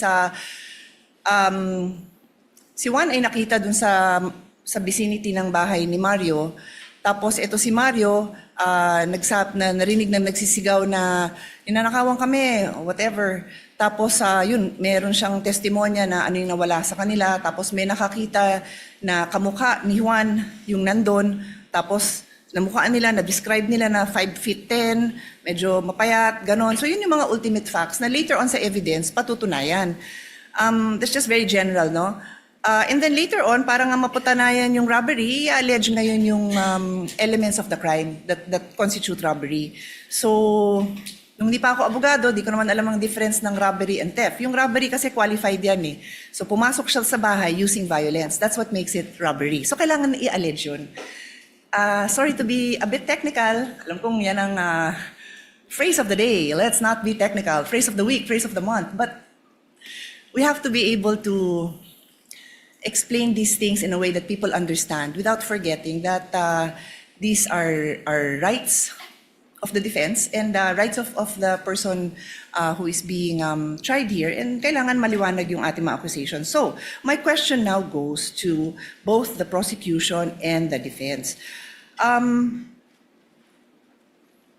know that the defense in their answer questions the failure of the complaint or the articles to allege ultimate facts, and therefore I think they filed the case before the Supreme Court. I'll give you your time to answer because I don't really recall that I heard it mentioned in the oral argument. So again, with the permission of the presiding officer, papasadahan ko lang naman na nabanggit ko yun na nandyan yan sa nandun sa memorandum, pero hindi ko naalalang, I'm just speaking naman for myself kung ano yung mga sinabi ko dun sa aming meeting, na hindi ko naalalang nabanggit. Baka naman nasabi, hindi ko lang naalalang na-emphasize kasi nga limited yung time. But I do recall that it's in the complaint, it's in the answer, and then it's also in the memorandum. So, pinupursue nyo pa ba ito? Kasi me as a judge, importante to kasi paano ba didepensa ng maayos kung hindi nga nag-a-allege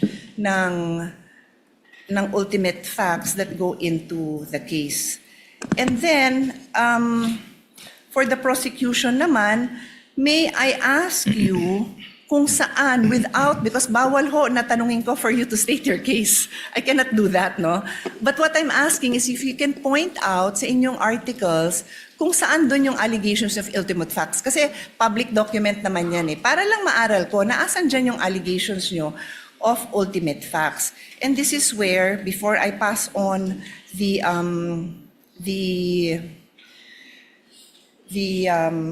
floor to the parties to answer, I want to go into the principle of fishing expedition.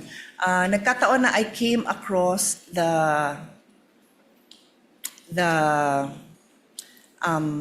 trial that we had for former Chief Justice Corona, and lumabas yung issue na yon. Sabi ko, eksakto ito yung pinag-aaralan natin for today.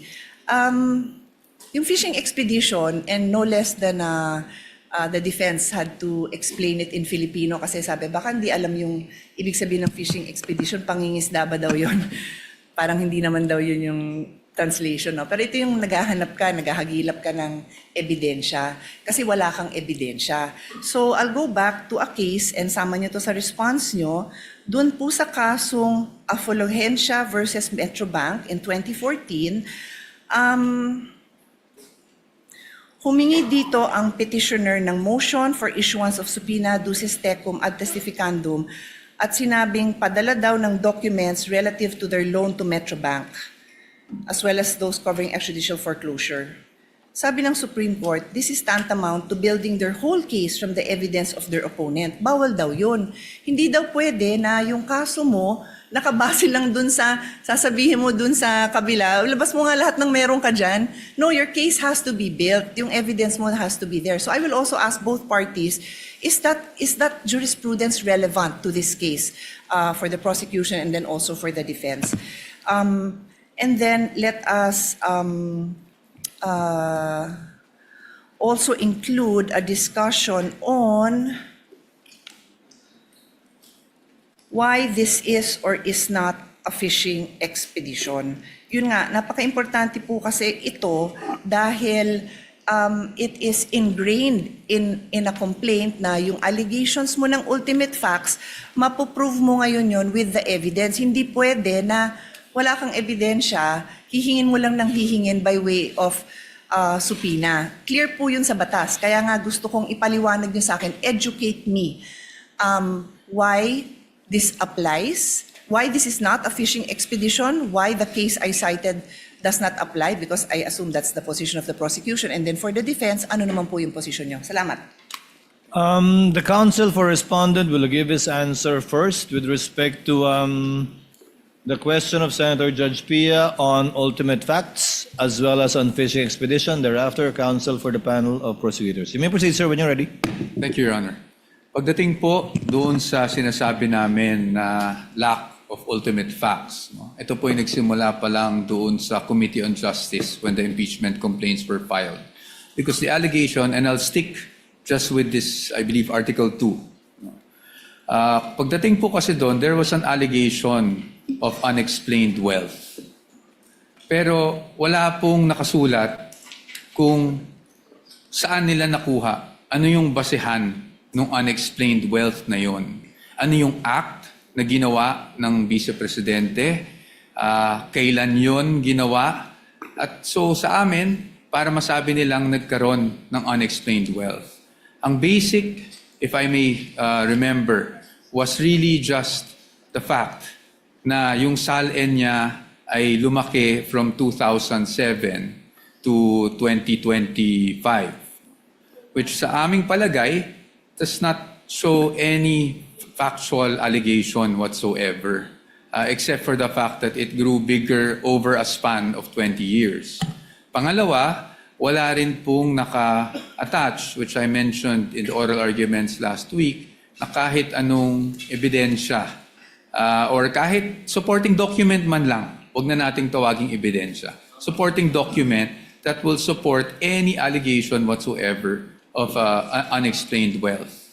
And that is why, nabanggit ko rin, na after the allegations were made, and this is even more significant, after the respondent had filed her answer, na tinawag pa nga nilang non-answer, doon lang po naghanap ng mga ebidensya na sakaling makasuporta doon sa aligasyon na iyon.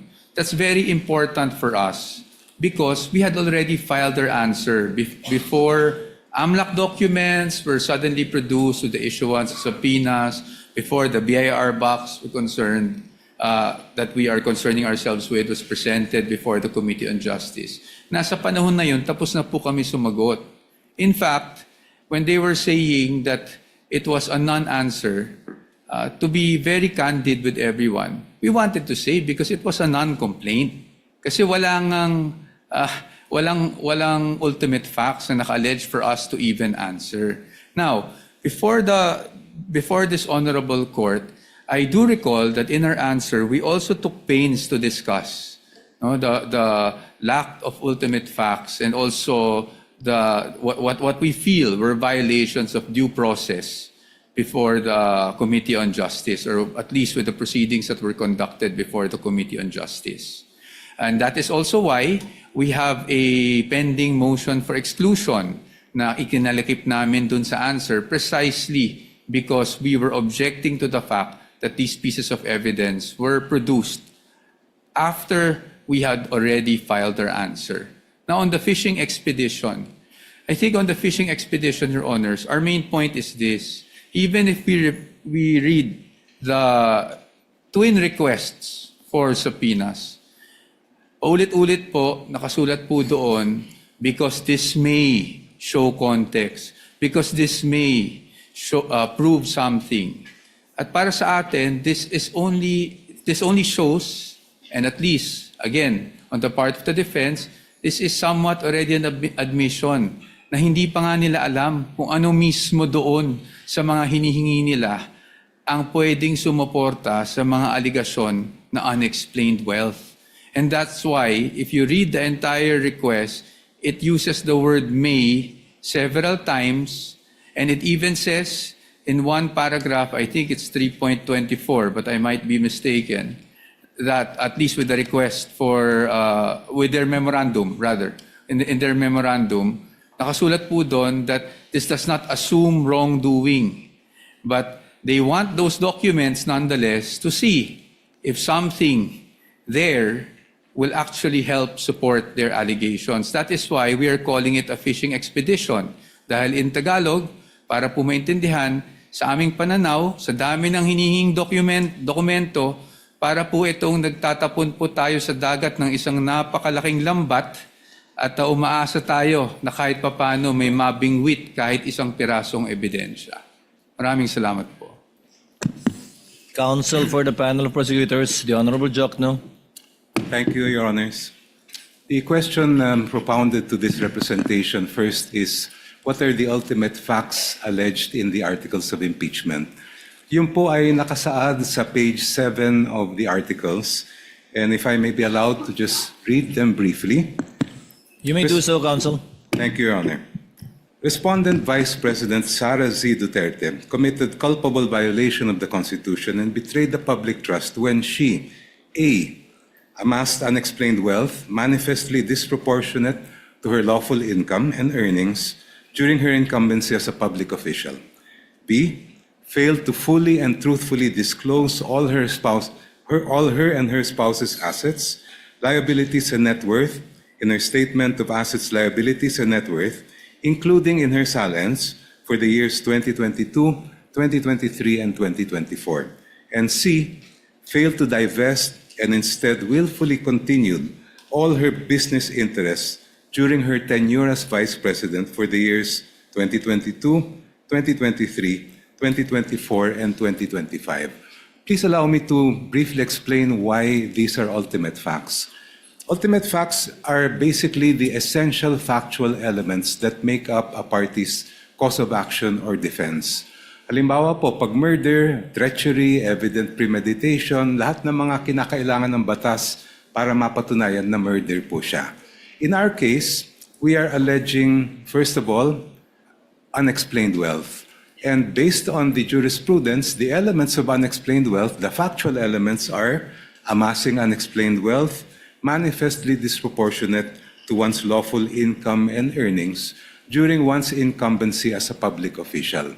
So, nasatisfy po namin yung requirement na pag-allege ng ultimate facts or essential factual elements sa tatlong bagay na po ito. The evidentiary facts follow in the succeeding pages of the articles. Doon po namin dinitalye kung ano yung mga iba't ibang paraan kung paano nakuha o naamas ni Vice President yung ang sinasabi natin na unexplained wealth. On to the issue of fishing expedition. Yung pong fishing expedition po ay halimbawa may subpoena na baka sakali meron tayong makita. Yun po ang ibig sabihin ng fishing expedition. When the party requesting information does not know what might be produced and just as an off chance tries to use that instrument in order to gain evidence that may be used against the other party. Dito po, malaki ang pagkaiba ng sitwasyon.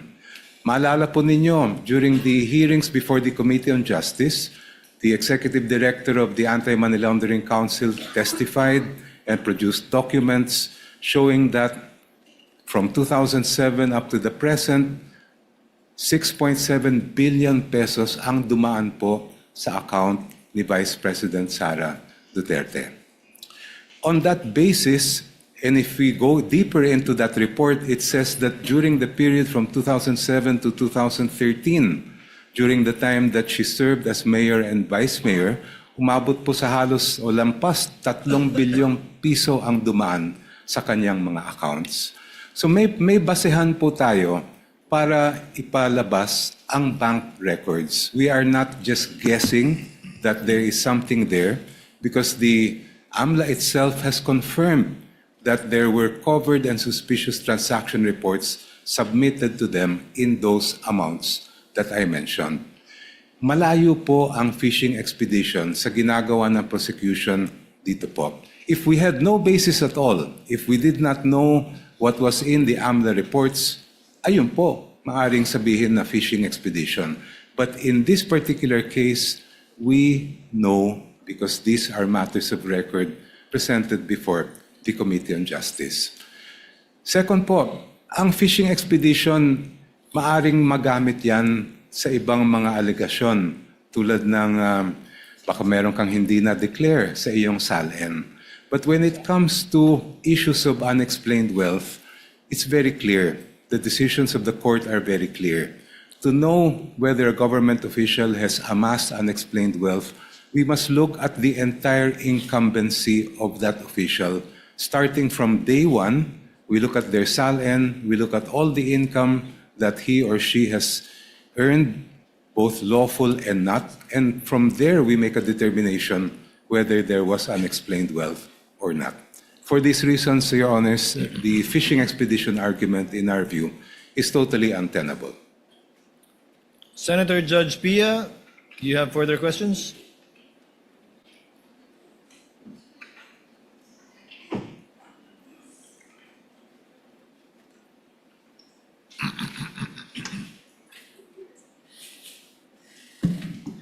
It's actually just a follow-up to what the how the prosecution responded. I think Senator Alan Peter will go into it, but since this is my line of questioning, I'll follow up lang on this point. No, His Honor, I earlier mentioned the fruit of the poison tree doctrine.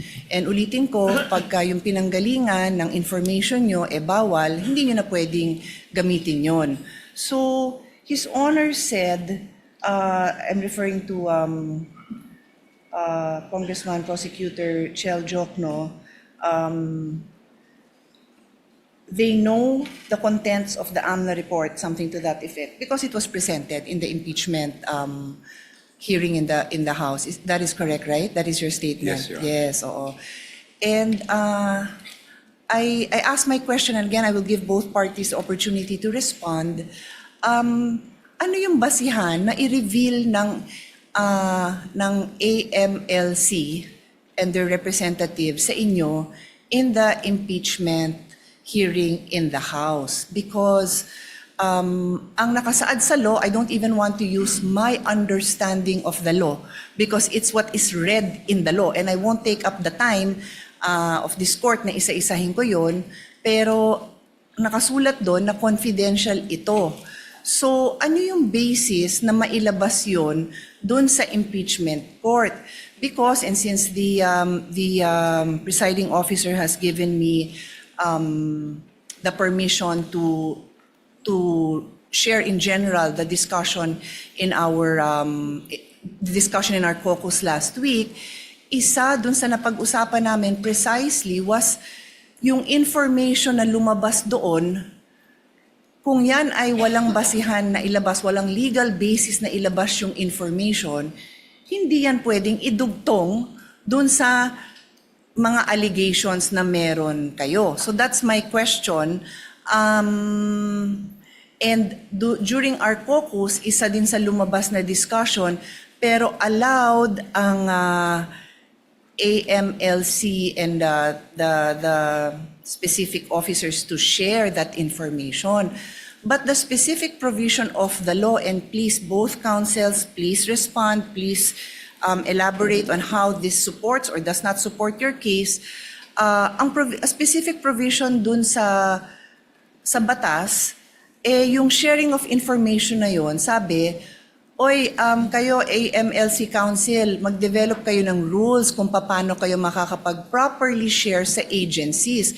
I believe, and again, you feel free to elaborate on this or correct me, that's referring to the bank institutions, the AMLC hierarchy, and the agencies they deal with, not in court, because ulitin ko, nakasulat doon, confidential. So, I will leave this here, that if it is confidential, it does not allow that this be divulged in the manner it was divulged.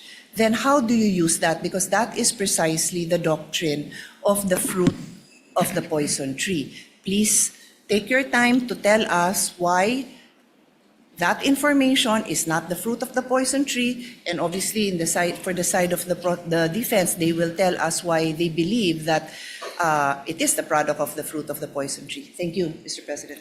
Counsel for the panel of prosecutors will please respond. Your Honor, Section 8A of the Anti-Money Laundering Law is really intended to prohibit or prevent leaks by officials of the Anti-Money Laundering Council. But it was never intended to prevent subpoenas coming from courts, including the impeachment court. Almost every week, the Sandigan Bayan issues subpoenas for AMLA records.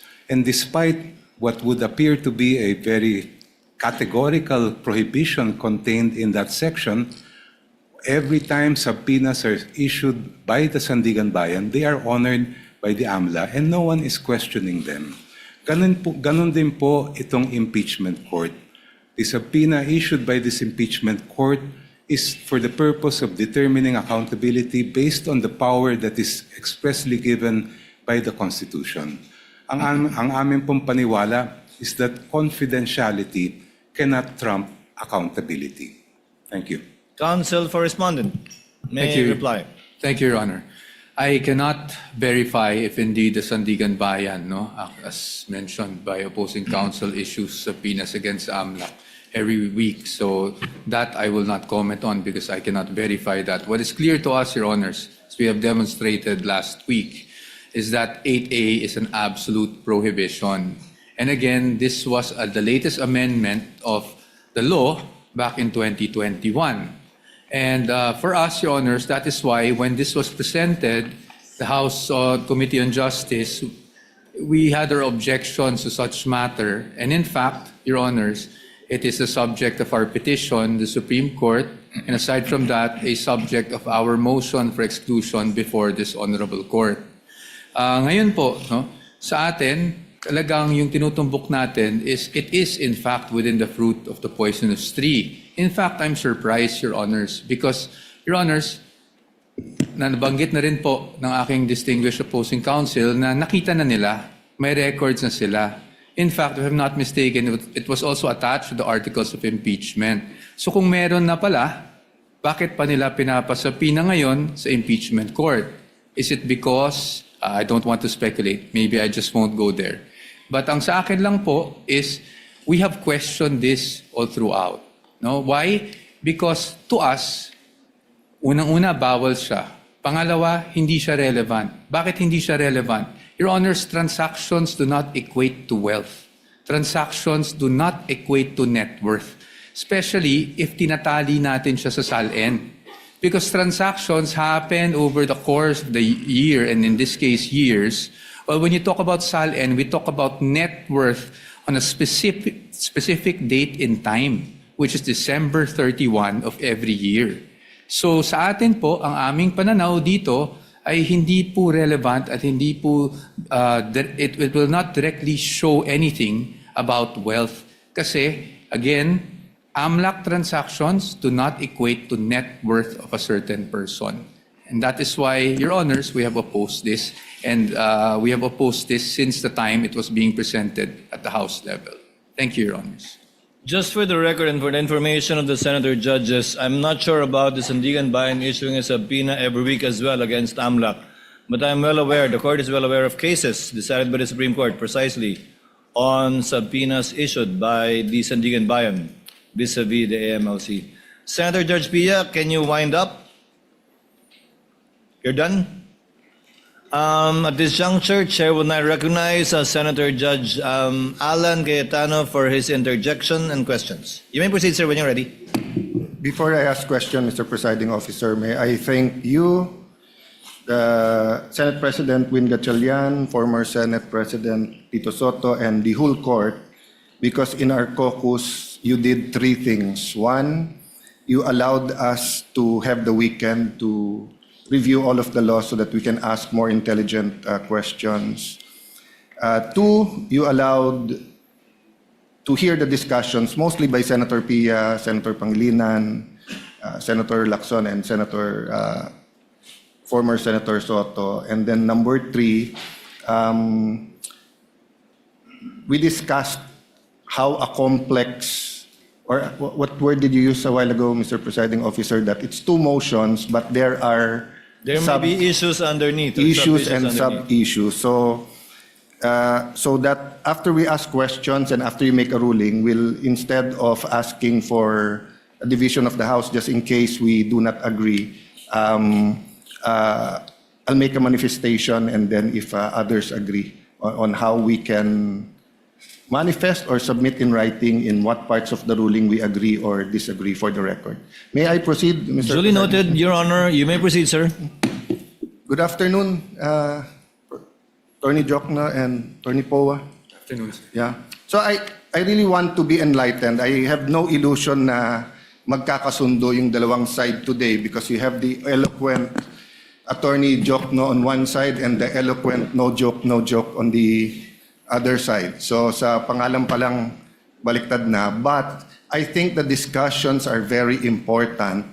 And I do appreciate your opening, Congressman Jokno. I appreciate your oral arguments because I've been pondering these questions. What if, hindi ko na sabihin this administration, let's say in future administrations, this exact thing happens, 5 years, 3 years, 10 years, iba ang SALN, iba yung income ng COA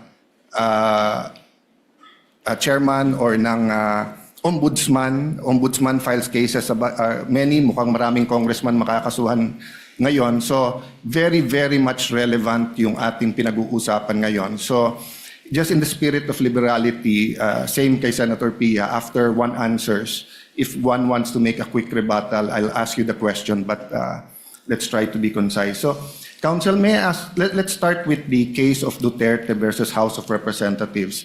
Thank you for reminding us about certain precedents and how I voted last time. But you would agree, di ba, that when you have legal proceedings, even in legislation, you follow what the latest law is. So, for example, if you're allowed to issue a general warrant before Stonehill versus Jokno, but after Stonehill versus Jokno, so if before Stonehill versus Jokno, walang doctrine of the fruit of the poisonous tree, then some policemen will still submit evidence that was illegally acquired. But after that, we have to follow. So you did make your point about obiter dictum. I'll go to that. But I just want to start out by saying the fact is there is a Duterte versus House of Representatives. So with your permission, let's start discussing that. So this case of Duterte versus House of Representatives came out after the impeachment of CJ Corona, correct? Yes, Your Honor. And the two elements was discussed in this case. The act charge must be impeachable under Article 11, Paragraph 2 of the Constitution, and 2, the act committed must be committed during the term of the impeachable officer. You commented on that. Can you elaborate or give your stand regarding, I think you agree with letter A, right? That the charge must be an impeachable offense. I mean, we all agree on that, right? Well, I would distinguish, Your Honor, please, between what we would call ratio decidendi, or the rule in that particular case, and obiter dicta, which are side comments or incidental remarks made in the opinion of the court. If we are speaking of the ratio decidendi of the Duterte versus House of Representatives case, I would have to disagree that it relates to the statements that you mentioned. My understanding of that case is it really relates to the first mode of impeachment and the procedures that must be followed, the one-year ban provided in the Constitution, how that will be applied when impeachment complaints are filed by at least 1/3 of the members of the House of Representatives. Yung pong nabanggit nila that the basis of any charge must relate to the incumbency of the official, in my view, that is obiter dicta, not necessary I for the appreciate your decision of answer. the We'll go case. to that. But regardless of the Duterte versus House of Representative ruling, we do agree with letter A. The act charge must be an impeachable offense under Article 11(2) of the Constitution. I would agree, but if Yes. I may be allowed to just qualify No, this is just a that. general. This is not a trap question. So, No, diba, Your Honor. so the officer has to be impeachable, and the act's charge should be an impeachable offense. And since you have betrayal of public trust, that's quite broad. No? So this is not a trap question. This is just laying the basis. But go ahead if you want to comment on that. Yes, the acts charged must constitute an impeachable offense, and that power to decide what is an impeachable offense is lodged exclusively with this honorable court. Okay. So you disagree that part of the ratio decidendi is the act must be committed during the term of the impeachable officer. Thank you for bringing it up now, because I think all throughout the trial, especially in the articles where we will bring up acts before 2022, this discussion will be relevant, no? So by discussing this, it will pass upon the whether or not including proof like bank records, financial documents, before her term can be inquired into. The prosecution says it cannot, right? Because you believe it's an obiter dictum. I'm just restating, but you can say it in your words. You believe that the statement that the act must be committed during the term of the impeachable officer is not the law of the land. It's an obiter dictum. In the first place, if Your Honor, please, that was not the exact statement of the court. Okay. The court said the basis of the charge must relate to the incumbency of the impeachable official, Yes. which does not rule out the presentation of evidence of acts or omissions that occurred before the person became an impeachable officer. Let's take the judicial notice of the, as you said more eloquently and correctly, that the acts, no, during her term. So can you define, you defined this in your opening statement, but for the sake of this discussion, an obiter dictum is what? It's a side comment, Your Honor, that is not necessary for the resolution of that case. Yeah, and I agree with that, and it's a remark made or opinion expressed by a judge in a decision upon a cause, or it's a by the way, that is incidentally or collaterally and not directly upon the question before him, or upon a point not necessarily involved in the determination of the cause, or introduced by way of illustration, analogy, or argument, such are not binding precedents. No? Just for the public and for all of us, di ba? Yes, so Your ang Honor. sinasabi, yes, there can be a Supreme Court decision, but that part could be an obiter dictum, meaning hindi yan yung doktrina that will bind us in making decisions, whether it's issuing the subpoena or admissibility. But are you aware of the Villanueva versus Court of Appeals, GR 142947, March 19, 2002? I won't take it against both of you if you do not. There are thousands of cases. It talks about what is obiter dictum. Have you passed about on this, both counsels? For me, Your Honor. Yeah, so the prosecution characterization of the requirement that the basis of the charge must be for impeachable acts or omissions committed in relation to their office during the current term of the impeachable officer as an obiter dictum. But in the Court of Appeals, in Villanueva versus Court of Appeals, in that case, the Supreme Court held an adjudication on any point within the issues presented by the case cannot be considered an obiter dictum, even where the point is only incidentally involved. So we agree if it's incidental, pwedeng obiter, but if it's on point within the issues, sabi ng Villanueva case, it is not. So long as it is presented and decided in the regular course of the consideration of the case and led up to the final conclusion, or is a statement as to the matter of which the decision is predicated. The court added that a point expressly decided does not lose its value as a precedent because the disposition of the case is or might have been made on some other ground, and that where a court decides several points, none of such points can be regarded as having the status of a dictum. And one point should not be denied authority merely because another point was and more dwelt on and more fully argued and considered. So going back to the Duterte versus House of Representatives, the requirement that an impeachable act be committed in relation to their office and during the current term was not a remark made by the way. The Supreme Court en banc laid it down as one of the enumerated principles that due process requires, which is the very ground on which the ruling was predicated. even if the court also struck down the 2025 impeachment complaint based on the one-year bar, so this is the question, does it not render the due process requirement laid out as a mere obiter dicta, or because it's based on due process, regardless of the mode of initiation, regardless of the mode of how the articles of impeachment got here, isn't due process still a requirement? If I may be recognized, Yes. Your Honor. Counsel for the panel of prosecutors may respond. Precisely, Your Honor. If a matter is within the issues resolved by the court, then it may not be considered as obiter dicta. But if we look at the decision in the case of Duterte versus House of Representatives, ang mismong nangyari po doon ay may naunang 2 complaints that were endorsed at may sumunod na complaint filed by at least 1/3 of the members of the House. At yun yung tinutukan po ng ating Supreme Court. It was in that context that the Supreme Court made pronouncements about the one-year bar and even about due process.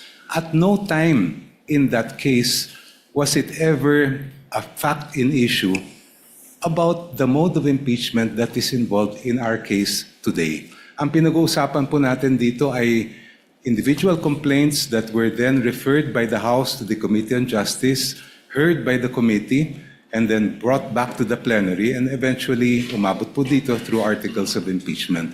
So kahit may sinabi ang Supreme Court about impeachable offenses in relation to the charges, kami po ay naniniwala na hindi po yan pumapasok o sumasakop sa issues that were decided in that case. I'll not argue with you because that's not my job here. I'll follow the Pia Cayetano style and move to the defense. But just a follow-up question on that. So I respect your belief on that. But my point is, the legal principle of due process applied to that mode, is it not logical that it's the same legal principle on due process even if you use another mode?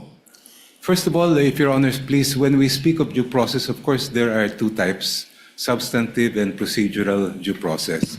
And when we speak of substantive, we're talking about protections to life, liberty, and property.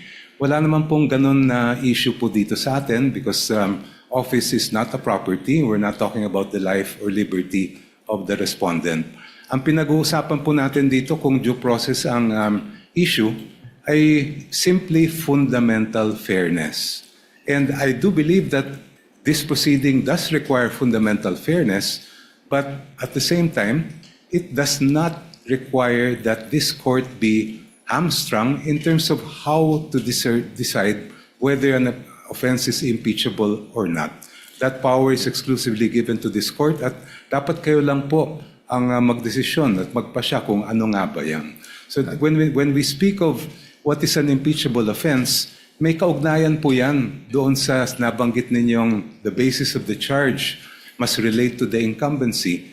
Because in our view, that is really something that each member of this honorable court will have to decide when the time comes. Yeah, later on, I'll ask you that question, whether or not, what, if ever, can the Supreme Court decide, or what of their pronouncements will be applicable to this court and that. But my point is, if we're saying that pag ang mode of initiation is by 1/3 na pumirma derecho at ang nakalagay doon committed in relation to their office during the current term, wouldn't it be illogical if you use another mode and pwedeng hindi committed in relation to their office and during their current term?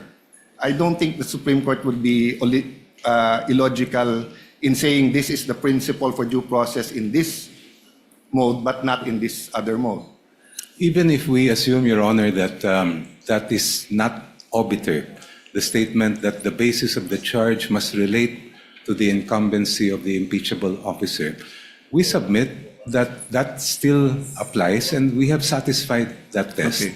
As I mentioned in my opening statement, integrity cannot be divided. Hindi po pwedeng biyakin ang integridad. So on that point, so if a president, an ombudsman, a COA chair who's let's say 60 years old but he started in government at 20 years old, he can be impeached by something he's done when he was 20 to 30, not only on what he's done when he was already an impeachable officer? If we are speaking about unexplained wealth, Your Honor, I have repeatedly cited the cases of the Supreme Court that provide that we must look from the reckoning of the first day of service of that public official, look at all the income that person has amassed, and determine whether it is manifestly disproportionate to the lawful income that he has reported. Yes, I agree in terms of holding that person liable and accountable. But what I'm saying is that, let's say he was a counselor, then he was a customs director, then he was BAR, then he's now COA. Isn't the remedy for all his other positions that weren't impeachable is through the regular courts and regular case build-up, etc. But once you're an impeachable officer, you're being held accountable during the term that you are, in fact, an impeachable officer, because usually when you're an impeachable officer, it's too hard to prosecute you the normal way. Isn't that the logic there, or you disagree, counsel?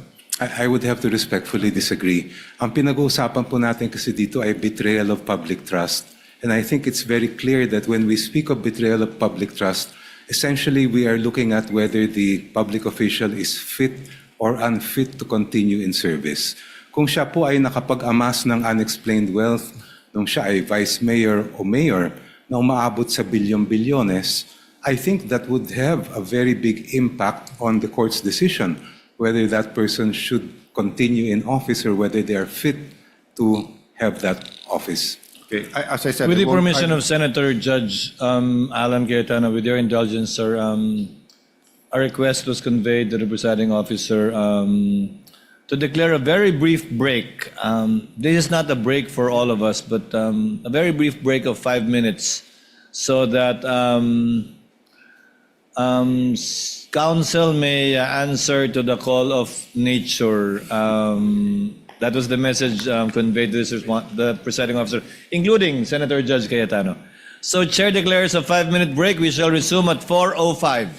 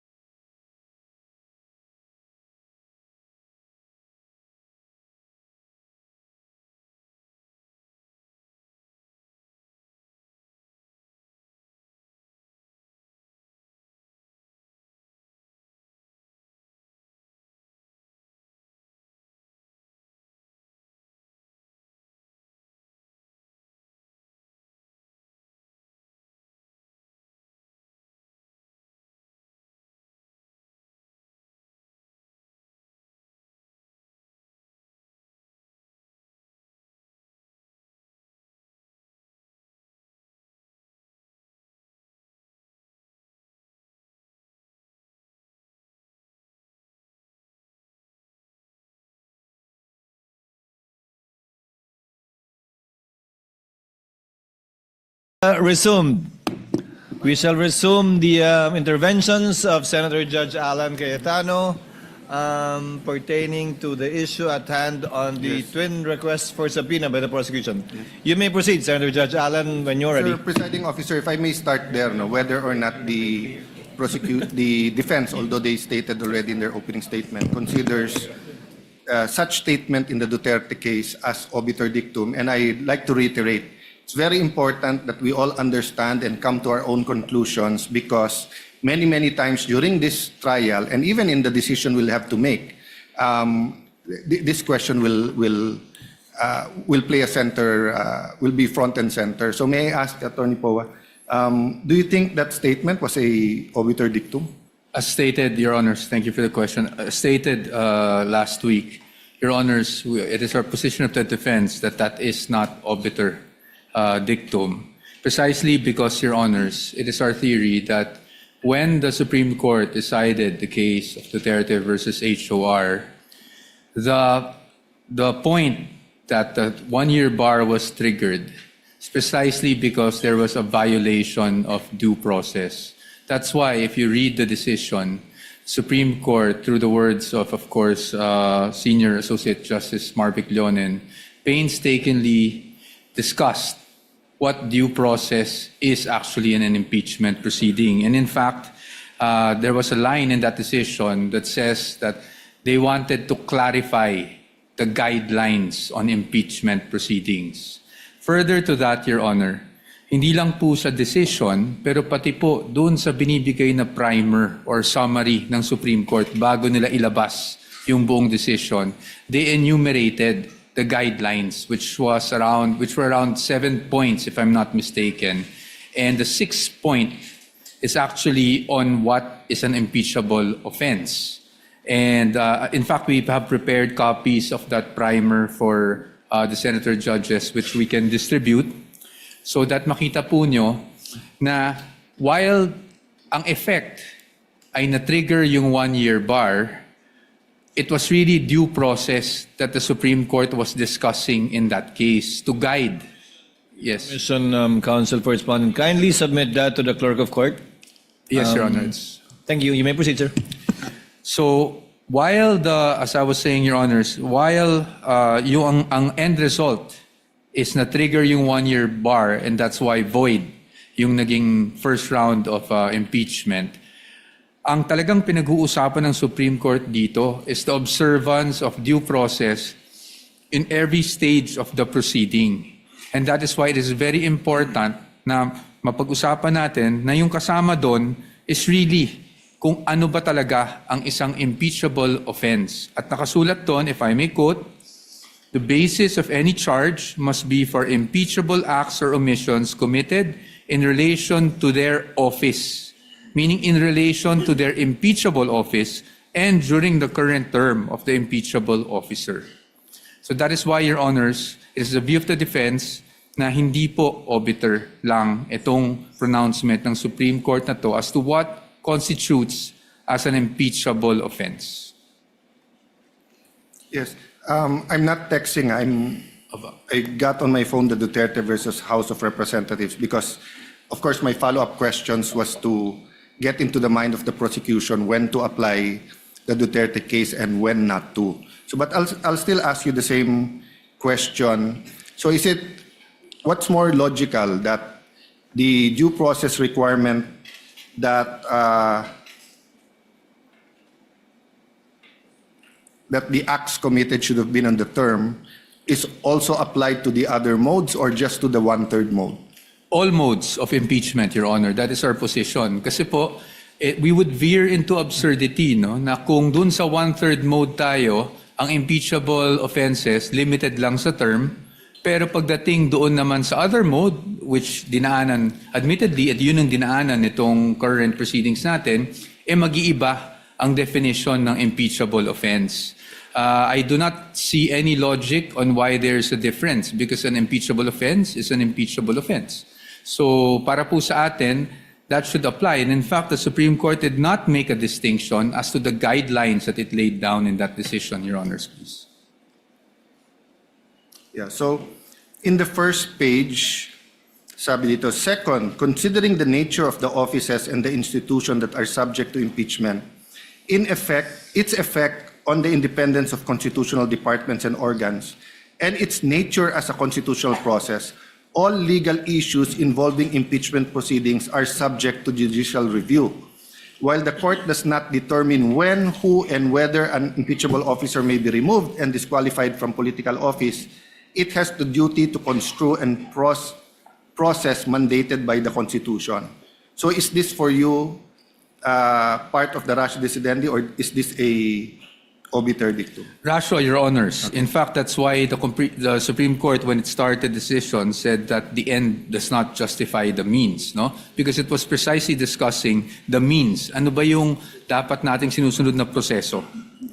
So since we're talking about subpoenas, we'll go to the end and the means, the justified means. With the permission of Senator Judge Allen, I would just like to get the assent of the counsel from the panel of prosecutors.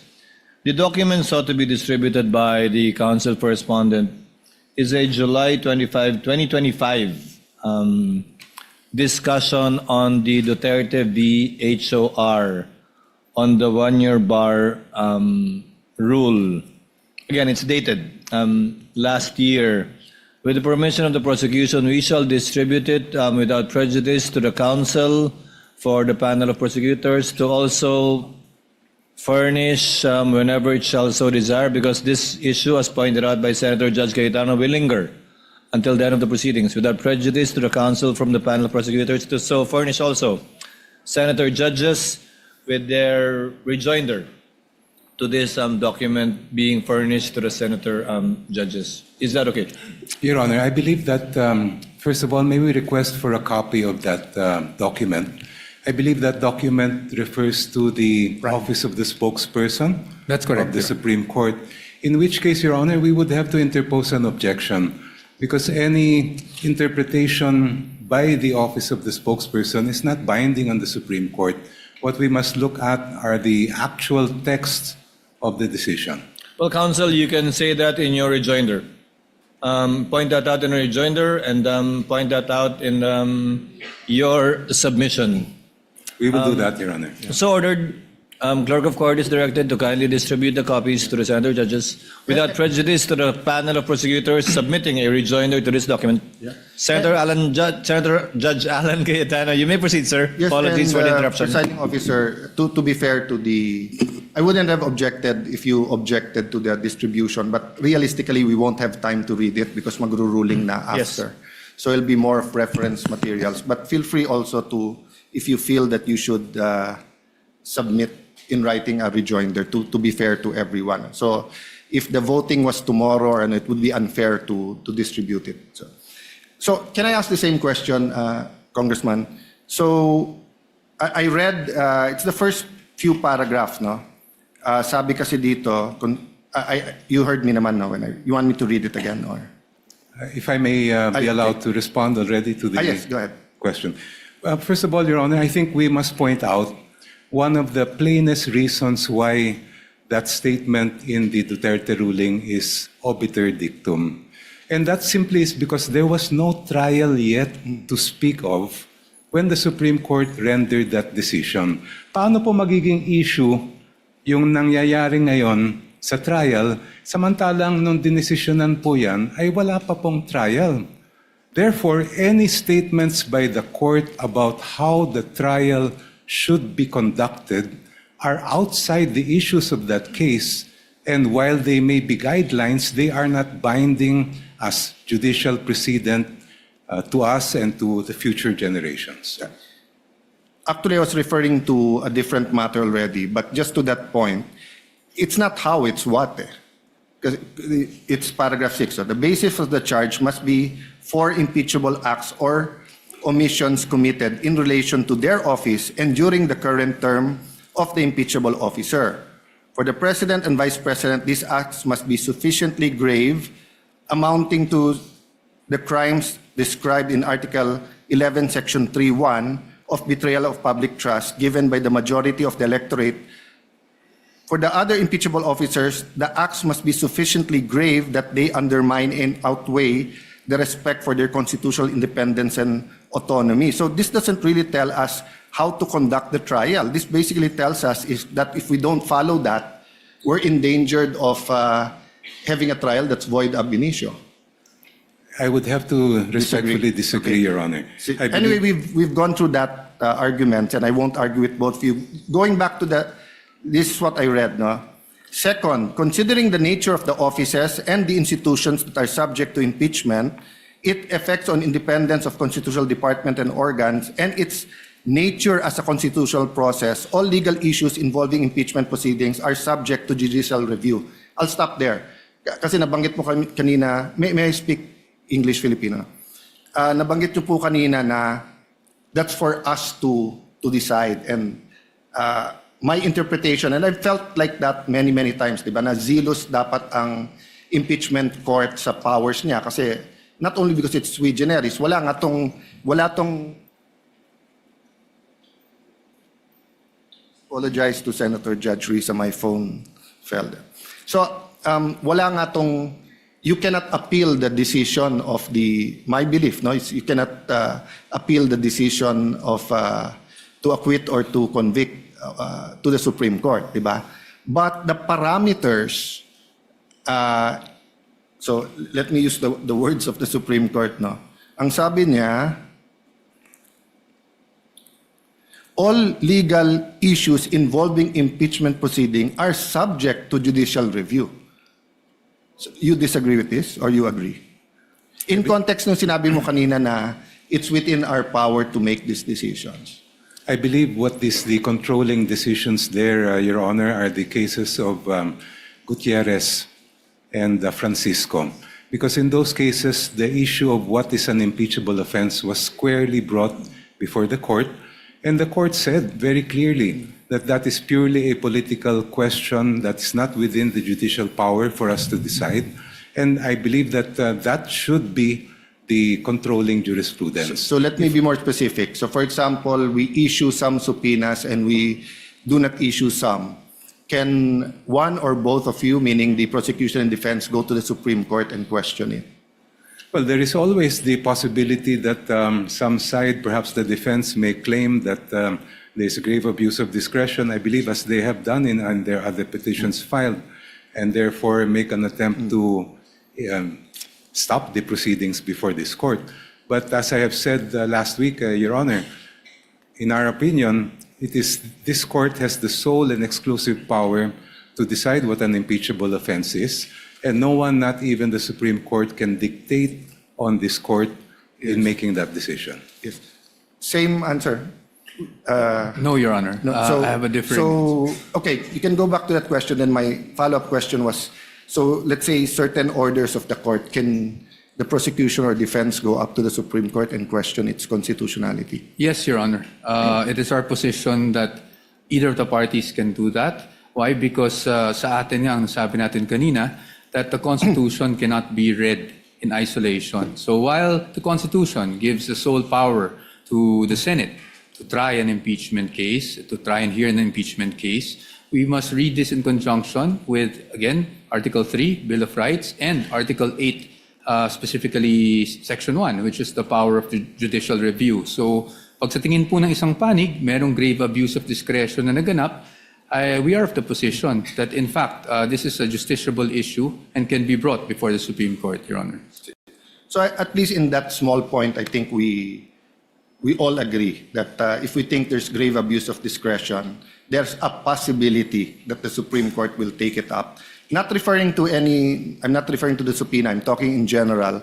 So I'll skip a few pages of my questions precisely because I wanted to elicit your opinions or your stand regarding the fact that the impeachment court is supreme, but it's not true that we can do anything or we can just make decisions that are not based on statutes and on legal orders. In fact, when the Supreme Court issued a TRO regarding the foreign accounts or the dollar account in the Corona case, the impeachment court voted to respect the TRO. No? But of course, we did vote. So there could have been a constitutional crisis if we voted not to, and then, of course, we know because of history, nag-waiver na lang si Chief Justice Corona, no?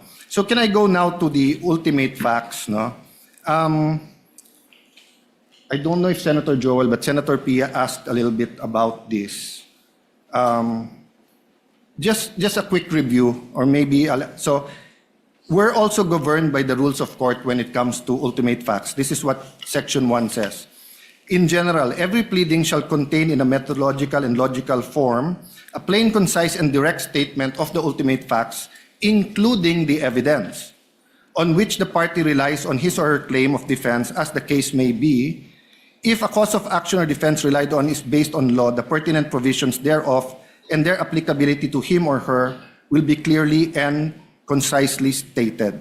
So does the two councils agree that sa ultimate facts, you have to include the evidence? I would make a distinction, Your Honor, between what we call ultimate facts and evidentiary facts, which are the pieces of evidence that could be used to come to the conclusion or to decide whether those ultimate facts are present in the case or not.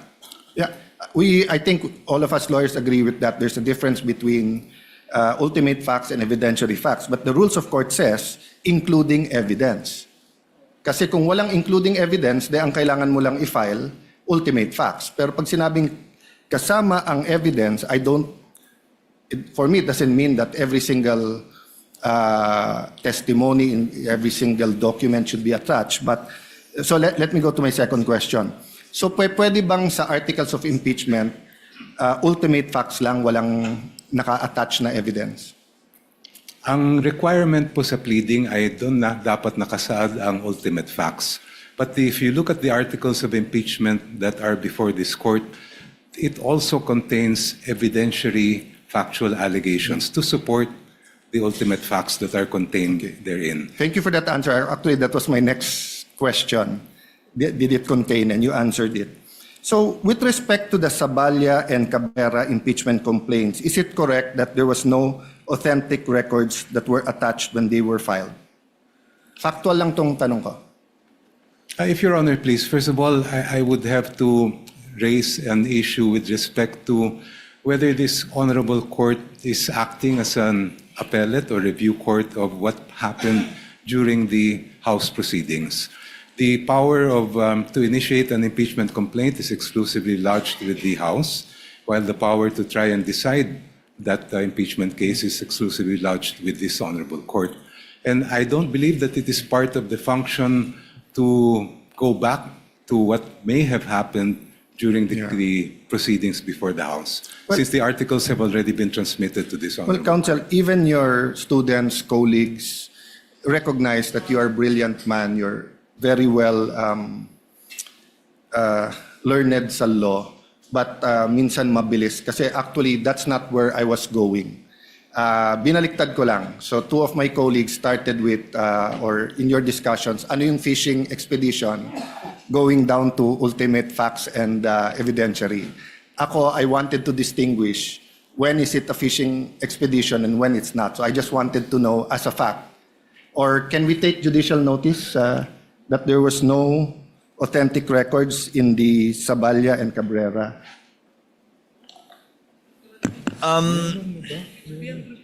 What's the point again, Senator Judge? There were no authentic... It was just preliminary because I wanted to compare it with other impeachment complaints. And I wanted to ask the question, when is it a fishing expedition or hindi? So these are legitimate questions. So factually, yung Saballa and Cabrera ba, may authentic records attached. Ang information ko, wala. But I don't want to...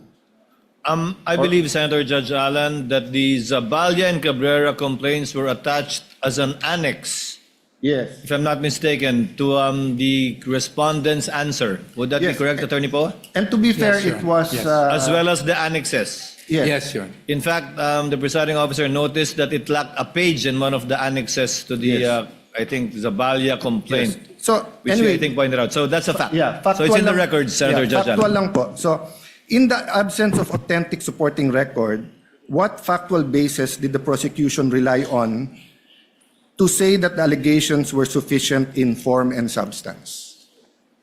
If I recall correctly, Your Honor, please, there were some attachments to both complaints.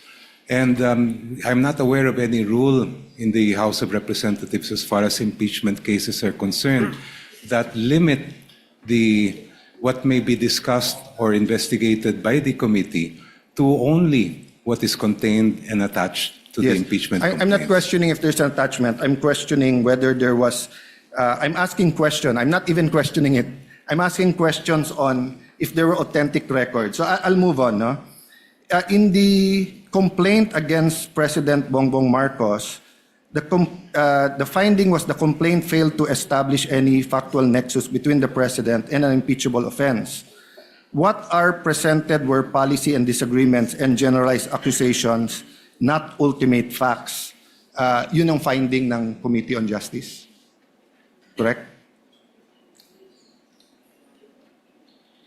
Yes, Your Honor, Okay. to the best of my recollection. So that's my question. After answering that question, does the prosecution agree that the requirement of alleging ultimate facts applies equally to all impeachment complaints, regardless of it's the president or the vice president, regardless if it's the ombudsman or the COA chairman?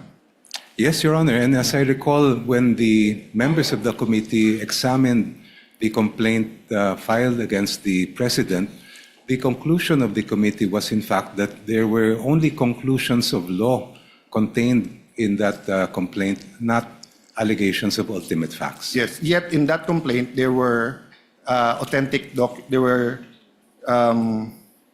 documents attached, authentic records, and the House did not ask na masupina yung AMLA, BIR, and bank records of the president. The requirement, if Your Honor, please, of ultimate facts is really based on what is alleged in the petition or complaint itself. But what was the exact words of counsel? Ang katotohanan ay hindi confidential. Hindi confidential. So why in the case of President Marcos is the katotohanan confidential, but in the case of Vice President Sara, it's not confidential?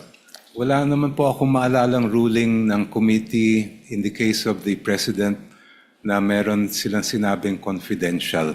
No, What I recall is that the conclusion was that the complaint did not allege ultimate facts. So there was a conclusion even before asking for all of this. But in this case, there was a conclusion that there's no nexus between the president and an impeachable offense. In this case, walang authentic documents pero humihingi ng supina kasi yung katotohanan hindi confidential. So, which goes to my, well, first, let me honor who I should honor because it seems that the Lisa Masa complaint, which was endorsed by ACT party list, was here kanina, and I think Antonio Tino, I think Sara Elago was here the last week, and I think Representative Ko was here. So in their case kasi, I can say walang selective justice because they wanted the same standards of president and vice president. So that's my next question. We want fairness for everyone and for the Filipino people, but would it be unfair to require 20 years of documents from AMLA, BIR, and bank accounts from Vice President Sara without requiring the same from President Bongbong, considering that all of these scandals is happening during his administration? If the allegations of the complaint against the president did in fact contain ultimate facts, I would see no reason why the Committee on Justice should not have proceeded with it. So I'll take that answer. May I ask the same question? Rule 8, ultimate facts including evidence. So the answer of the prosecution was that basta't may evidentiary facts. But ang nakalagay kasi sa Section 1 ng Rule 8, including evidence, what is the position of the defense on this? The defense follows strictly the rules, Your Honors. While I agree with the distinguished opposing counsel na iba yung ultimate facts and evidentiary facts, no? I don't want to blur that line. Tama naman po yung sinabi ng ating opposing. But yun nga po yung punto namin, no? In the Saballa and Cabrera complaints, wala pong ultimate facts at wala din pong evidence or evidentiary na nakakalakip doon po sa mga complaints, and which is the very issue that we brought up to the Supreme Court, Your Honor. So if you were representing now the president and the opposing counsel was also asking for 20 years of records of AMLA bank accounts and BIR, would you still have the same position? Your Honors, That unless it is relevant and definite, I read in your Yes. pleadings, diba, and in your position paper na yun yung. So kasi I'll ask na rin my next question. Why is it definite in your view? Opo. So on the first question, yes, Your Honor. Even if I were to be representing the President now, I would have the same view, no? Na hindi po pwedeng ganun ka 20 years ang span ng mga documents na hiningi, precisely because the jurisprudence provides that for a valid subpoena to issue, it must be particularly described, plus yung sinasabi po natin na relevance. Now, to the second question as to why it is not particularly described, Your Honors, unang-una, let's start with the bank accounts. No? Yung bank accounts na naka-enumerate sa kanilang request, it is our position na yun po yung natawag kanina na fruit of the poisonous tree. Because as you can see, lahat po ng pinanggalingan na accounts na yan ay yung AMLAC. But which we are contesting. No? Sa amin po, unlawful po yung naging disclosure sa Committee on Justice. But more importantly, pangalawa, aside from just the mere bank accounts, the documents they're asking, Your Honors, while they are specified, kung titingnan mo talaga ng mabuti kung anong hinihingi nila, they're asking for all bank records, without any assertion as to why all of these are relevant to prove whatever allegation they have stated in the articles of impeachment. I'll skip many questions here and go to that question. But to be fair, Congressman Dioknos, you said that's an exclusive authority, right, power of the House. So if I want to question the difference, I'll do that in either the Senate or as a private citizen. So I won't go into that. But I ask that now in context of whether or not the certain parameters in the subpoena you're asking for is valid or not. So let me just go to this series of questions. This is really a discussion into what is substantial facts, what's ultimate facts, what's essential facts, what are, and as you said, Attorney Powa, we don't want to bore everyone with that, but it's important in terms of due process. So basically, diba, the ultimate facts are that establish the charge, in this case, unexplained wealth. So let me put it this way in my question to Attorney and Congressman Prosecutor Joke. No. So like if I say that may kilala akong politiko, commissioner ng ganito or congressman, senator, whatever, ang SALN niya was 1 peso or what's a reasonable amount. SALN niya was 1 million, 20 years later it's 20 million versus the commissioner of BIR in 5 years, it gained 50 million compared to this congressman ganito. Then I said, eto lang income niya, unexplained wealth yan. In your view, is that sufficient na for the impeachment court then to issue the subpoenas? Or do you have to specify na, for example, you say that that commissioner, sa SALN niya, he only had 2 cars, but he actually has more than 4. Therefore, penging subpoena para sa LTO. O that commissioner, ang sabi niya, isa lang ang bahay niya. Pero subpoena sa LRA kasi 4 ang nakita namin. Diba? Kasi on the later examples, medyo mas malinaw yung ultimate facts. Pero yung pag sinabi mo lang, eto SALN, eto tumaas, which was my point actually in my last few vlogs, that just because tumaas yung SALN, that doesn't mean that there's ill-gotten wealth. But my question there was, does that give us now the authority to get the bank accounts, the AMLA and the BIR? Because whatever we do in the impeachment court is for impeachable officers. But nanonood din yung Sandigan Bayan, nanonood din yung RTC, MTC, nanonood din yung Supreme Court. So whatever rule we have here, that will influence then how we deal with barangay captains all the way to anyone who's not impeachable, no? For unexplained wealth, Your Honor, I believe the ultimate facts must include the following. First, that the person involved amassed wealth. Second, that that wealth is manifestly disproportionate to that person's lawful income. So kailangan po natin makita kung ano yung kanyang kayamanan at kailangan natin ikumpara doon sa lehitimo niyang kinita. And that can be only determined by looking at the records that we are requesting from this honorable court. No, but if you're just looking at the SALN at yung kinita niya, so I'll give you a example. I won't name the person para walang mag-react. But he was senator, I think in 1987, an outstanding human being. And he was telling us, etong lupa na to, nabili ko ng 1980 o 1970 na 50,000. Oh, nabenta ko ng 1990. Kaya lang sa SALN, ang nakalagay kasi doon yung acquired cost. So nilagay ko 50,000. So kung titignan mo kami, then he named some other great senators, etc. Nakasabayan niya, congressman at dito. Titignan mo, si senator ganito, kami lahat. O ang SALN namin, baka 5 million. Pero yung 100,000 na lupa na binili namin noon, baka 5 million, 20 million, 30 million. So if one of those officials suddenly sold the property and then placed the money that came in, so let's say the 100,000 property was sold for 5 million, but then for example, pinang-blow out niya sa pamilya yung 500,000 before December 31 of that year, mag-i-increase yung kanyang SALN by 4.5 million. So if you just compare his income na sweldo niya with that will not show you that he has ill-gotten wealth.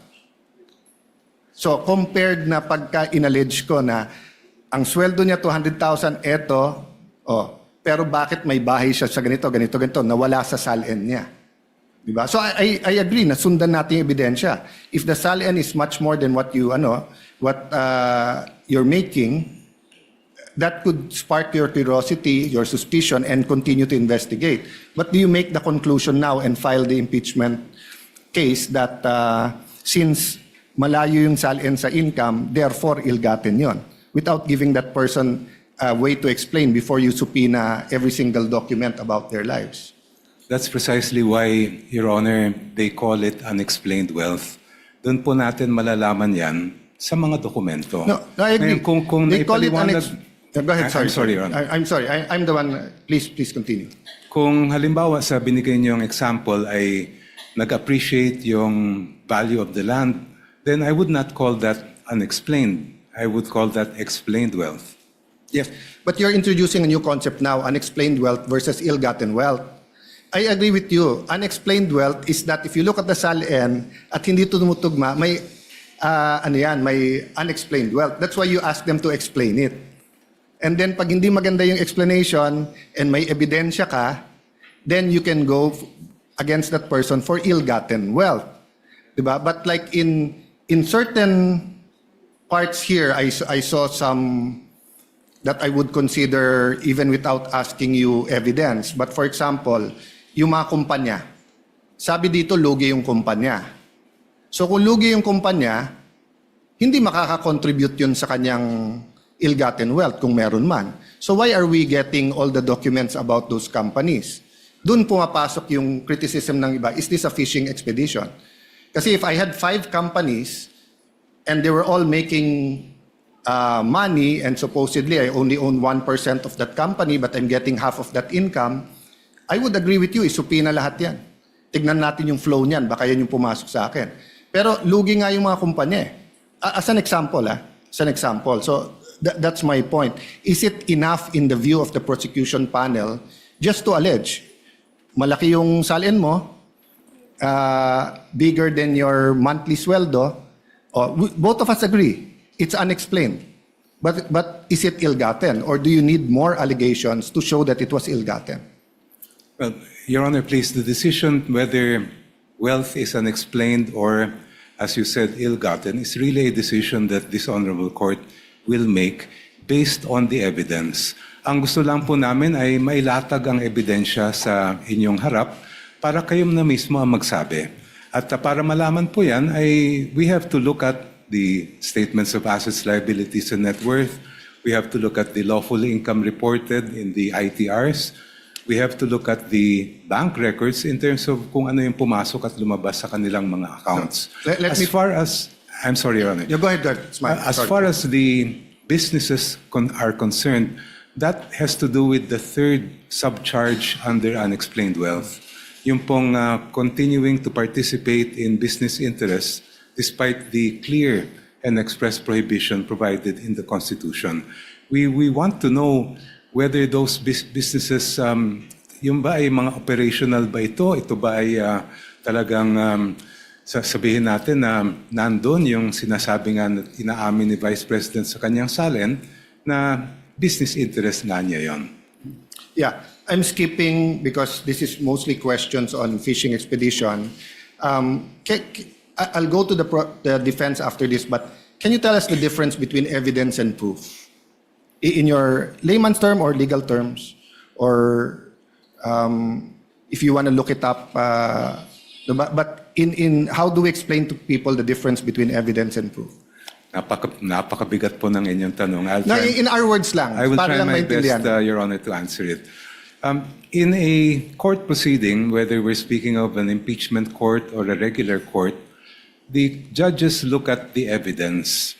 They may never be able to know the entire truth kasi ang pangyayari ay nangyari dati pa po. Essentially, a trial is really a reconstruction of something that happened before.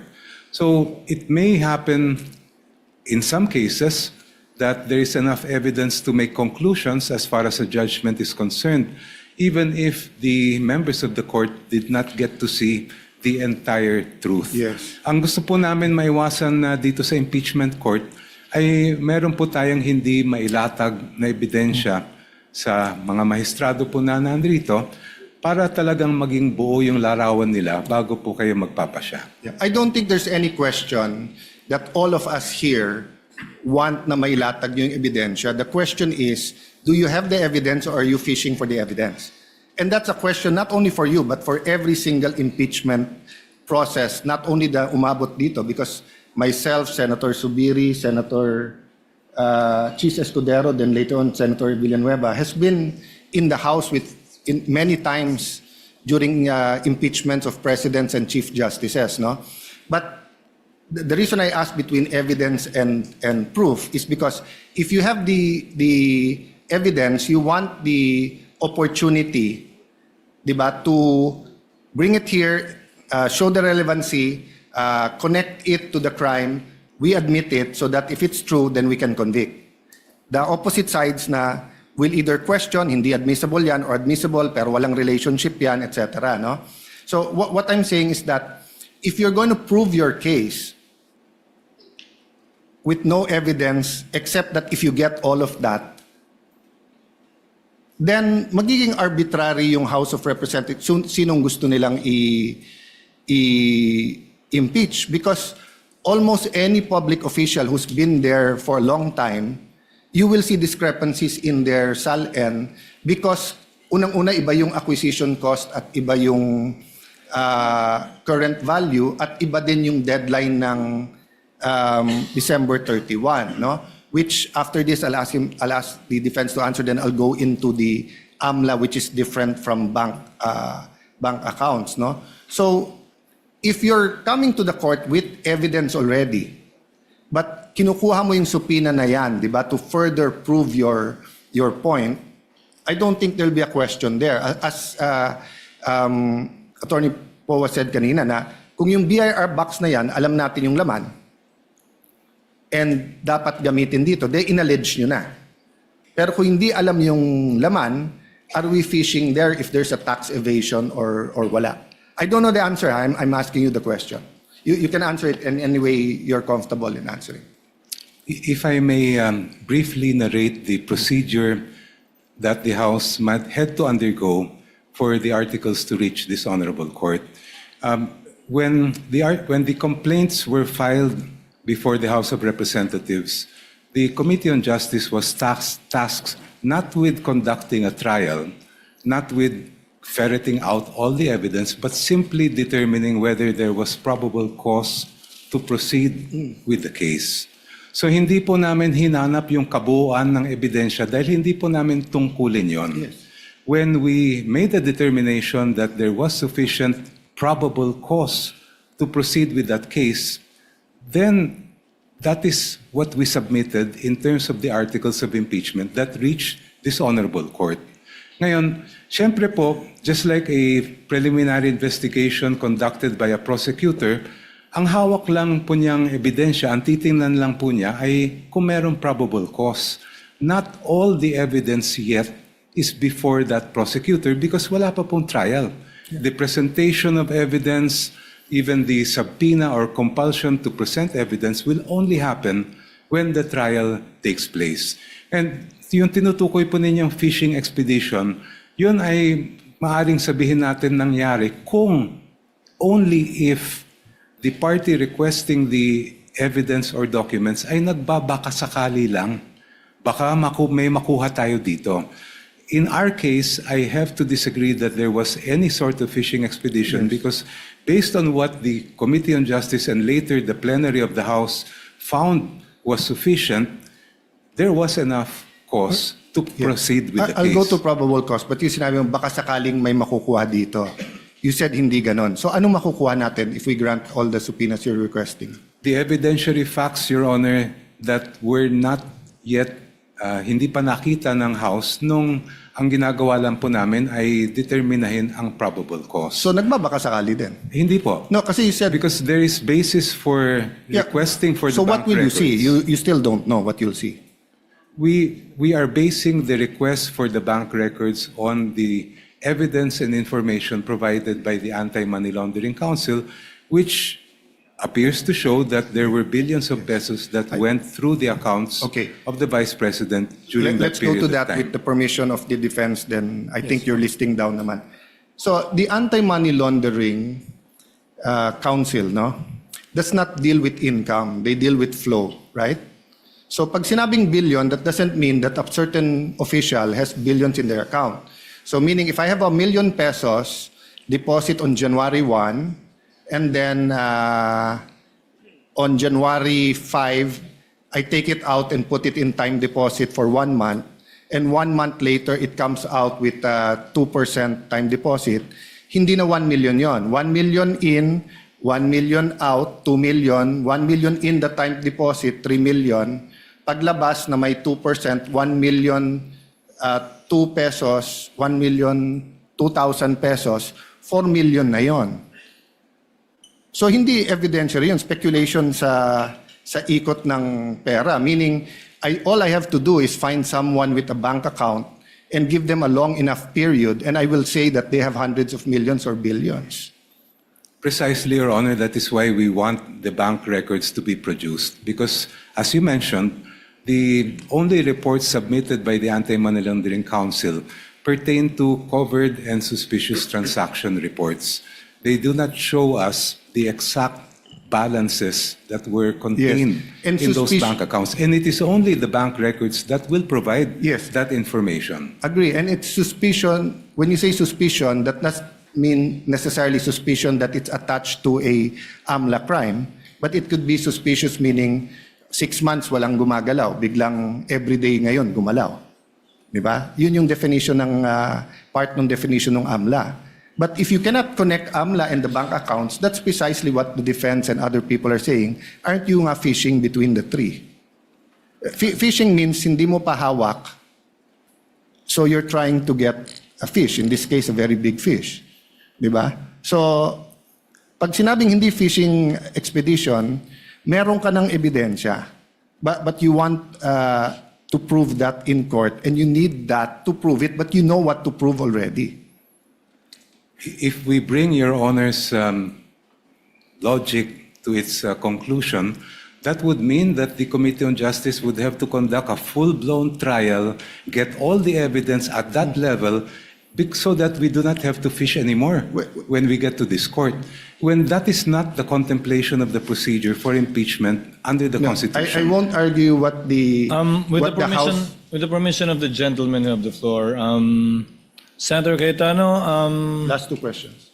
Thank you very much. So, Senator Escudero, myself, we were in the Estrada and Arroyo impeachment. And it's harder to impeach a president than a vice president.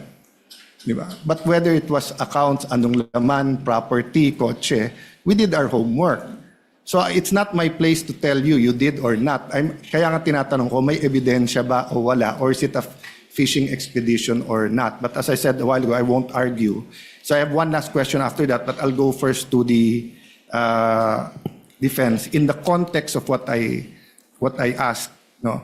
Between those two examples, eto salin mo, eto income mo, malaki salin mo, we can agree it's unexplained. Kasi nga, you need to explain it further. But is it automatically ill-gotten wealth? No, Your Honor. So if it's not automatically ill-gotten wealth, in your view, I mean, I read this from your, maybe you can just restate, why is it a fishing expedition? Opo. Your Honor, because precisely, yun pong sinasabi nila na unexplained wealth, they were basing it for 20 years, for one. No? Pangalawa, they couldn't pinpoint exactly bakit mo nasabing may unexplained. Alin dito sa properties yun unexplained. No? Third, and if I may elaborate from our memo, if you look at the articles of impeachment, it presupposes that the Vice President earned 30 million over a span of 20 years. Yes, they did not think about the Vice President not being in public office from 2013 to 2016. They didn't think about the income that could have been generated by being married to a lawyer who had his own law office. So to us, it was basically a conjecture, speculation, conclusion of law and fact to say, biglang, uy, may unexplained wealth po dito. No? That's basically our point. And then secondly, the decision earlier, it was mentioned by distinguished opposing counsel, decision rests upon this court to determine kung meron ng unexplained wealth. I disagree with that. The ultimate decision rests upon this court, that is true. But the initial decision rests with the person accusing, hindi ba? Pero nung nag-accuse yung tao sa Sabalian Cabrera complaints, wala man lang nakasulat po doon. Kanina na-mention po yung should the Committee on Justice now conduct a full-blown trial? No, it shouldn't. It should just evaluate the complaint. Parang nga pong piskal, parang preliminary investigation. Pag tayo po pumunta sa piskal at ang dala lang natin doon ay puro paratang, wala man lang supporting document, what will the fiscal do?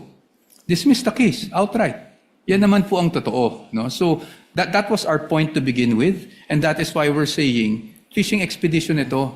Kasi hindi mo man lang ma-pinpoint kung anong transaction yung sinasabi mong nag-amass ang Vice President natin. Anong taon na nag-amass yung Vice President natin ng ill-gotten wealth or unexplained wealth.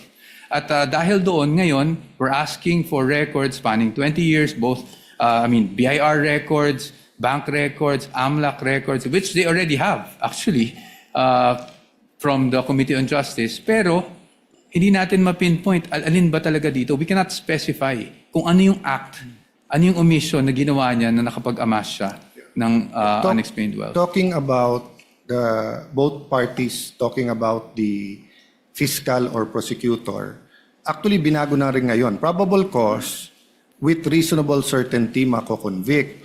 So meaning you go to the fiscal's office that you point out ano yung crime, sino yung gumawa ng crime, and yung preliminary evidence mo might not be enough to convict at that time, but enough to say na hindi lang to marites.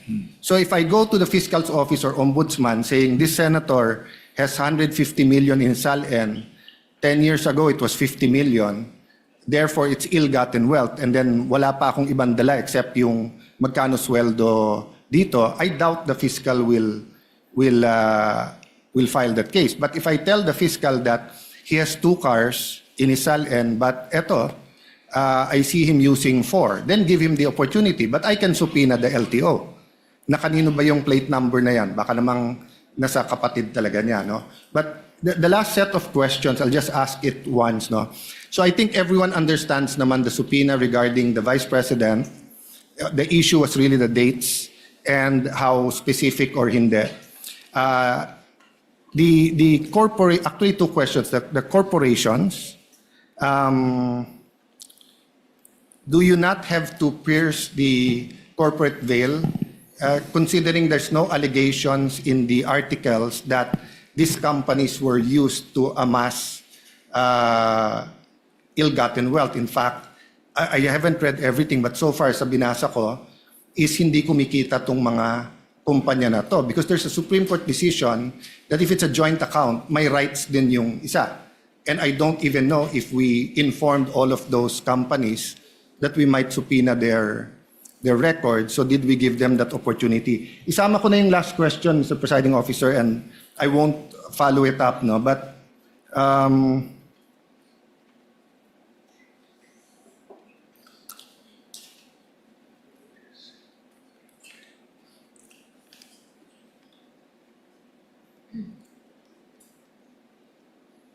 yeah, the question was, because a law student asked me, Sir, bakit dinala yung box dito sa Senate?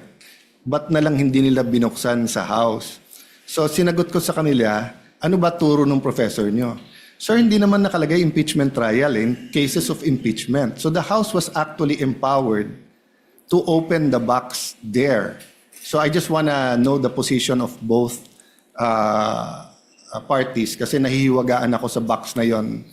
Sinil, dinala dito, ibabalik sa inyo, then magsusupina tayo.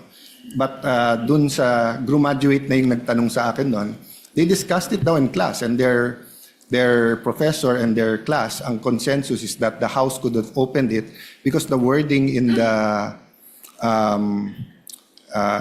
is it the BIR case or the bank accounts? No, bank accounts ata, yung in cases of impeachment yung nakalagay dun sa Bank accounts. Secrecy of bank deposits. Yes. So ang question niya, let me rephrase, is that did you do that there? Kasi if you did that there, hawak nyo na ngayon. Hindi na namin problema sana. No? So those two questions lang regarding do you think nag-comply yung requirements dun sa companies, and should we give notice to the companies?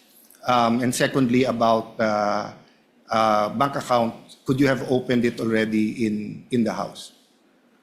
Yung BIR din ba? Counsel for the panel of prosecutors may respond. Thereafter, counsel for respondents. Thank you, Your Honor. And we would like to thank Counsel, thank you very Senator much. Judge Thank you, Allen for his Senator interjections. If Your Honor, please, the doctrine of piercing the corporate veil applies when we are determining liability of the company or corporation involved. In this particular case, that doctrine has no application at all. We are asking for those records to be produced so that we can determine the extent of participation of the Vice President, as she herself had admitted those business interests in her salens. Kaya po namin hinihingi po yun. Kasi tingin po namin ay wala pong aplikasyon ang piercing the corporate veil. Second, as far as opening the box is concerned, while it is true that under Republic Act 1405, there's no qualification that impeachment trial lang po ang pwede.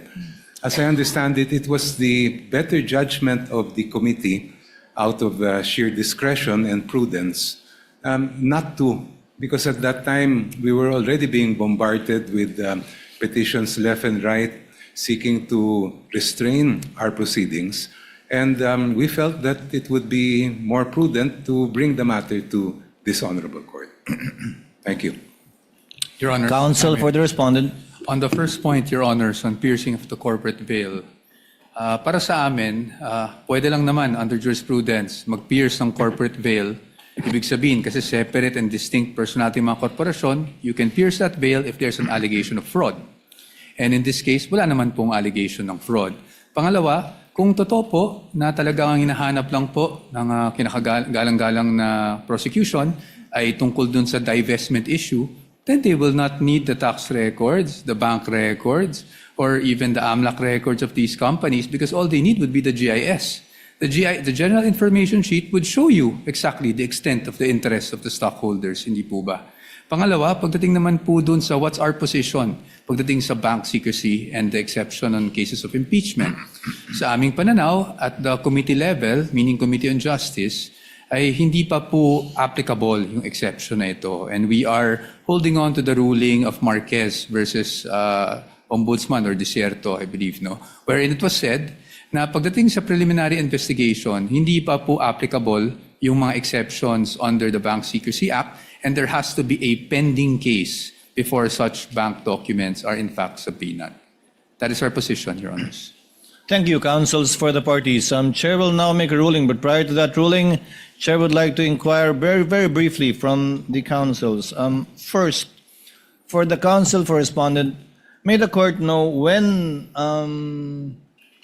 the respondent was married to her spouse and what is the property regime governing their marriage? Your Honor, I believe they were married, but let me just check the facts just to be sure, but I think it was 2007. 2007, Your Honor. Can I get back to you on the specific date for that? The date would not be necessary because 2007 would mean they would be covered under the family code. So may the Yes, Your Honor. chair ask, what is the property regime governing their marriage? As far as I know, there are no property regime arrangements or prenup. That's why, Your Honor, I would assume it would be the default property regime, which would be The absolute community of property. Thank you, counsel. Chair will now make its ruling. The impeachment court will now resolve the prosecution's renewed request for the issuance of subpoena ducis tecum dated July 6, 2026. You may seat, counsels. Directed to the concerned banking institutions and Anti-Money Laundering Council. The court begins with the standards governing the issuance of subpoena ducis tecum. These are set forth in Section 3, Rule 21 of the Rules of Court, which provides, among others, that in the case of a subpoena ducis tecum, it shall contain a reasonable description of the books, documents, or things demanded, which must appear to the court as prima facie relevant. Settled jurisprudence has affirmed and clarified these requirements in the 2021 case of Republic versus Sandigan Bayan, dated 2/15/21, where the Supreme Court stated, quote, a subpoena ducis tecum may be issued if the tests of relevancy and definiteness are satisfied. The court must ensure that, number one, the books, documents, or other things requested must appear prima facie relevant to the issue, subject of the controversy, the test of relevancy. And number two, such books must be reasonably described by the parties to be readily identified, the test of definiteness. In the case of BSB Group, Inc. versus Go, GR number 168644, the court stated that evidence is relevant when it bears such a direct relation to the fact in issue as to induce a belief in its existence or non-existence, and when it relates to a collateral fact from which the existence or non-existence of the principal fact may logically be inferred. These requirements are intended to ensure that the subpoena is not used, as mentioned earlier and discussed earlier, as a tool for a fishing expedition as held in Apostol versus Lubingan Rafael, GR number 260640, dated October 1, 2025. We are also aware of the ruling of the Supreme Court in HC Libenau versus Philippine National Oil Company, GR number L13463, quote, a general inquisitorial examination of all the books, papers, and documents of an adversary conducted with a view to ascertain whether something of value may or may not show up will not be enforced. However, after a careful examination of the records requested, the court finds that the requested documents meet the requirements set forth above. They are reasonably described, readily identifiable, prima facie relevant, and material to the allegations under Article 2. This is not the first time that bank records have been examined by an impeachment trial. During the impeachment trial of former Chief Justice Corona, the Senate sitting as an impeachment court granted the prosecution's request for the production of bank records. In granting that request, the court cited Section 2 of Republic Act No. 1405, which expressly recognizes cases of impeachment as an exception to the confidentiality of bank deposits and the rights to privacy of depositors. As to the requested period from 2007 to 2021, the defense's objection is overruled. The respondents' invocation of what they referred to as offenses in term, quote unquote, in their memorandum, doctrine in Duterte versus HOR, does not avail. First, the documents requested under the subpoena ducis tecum will not be used to allege additional independent impeachable offenses. The court will not allow this in adherence to the doctrine laid down in Duterte v. HOR, as this will violate the respondent's right to be informed of the nature and cause of the accusations against her and her rights to due process at every stage of the proceedings. Rather, the court will only allow these records to be used to establish a factual baseline against which the respondent's assets, financial transactions, and business interests during her present term may be assessed. Establishing such a factual baseline is recognized in settled jurisprudence involving allegations that a public officer's wealth is manifestly disproportionate to the lawful income and financial capacity of the officer and the officer's spouse.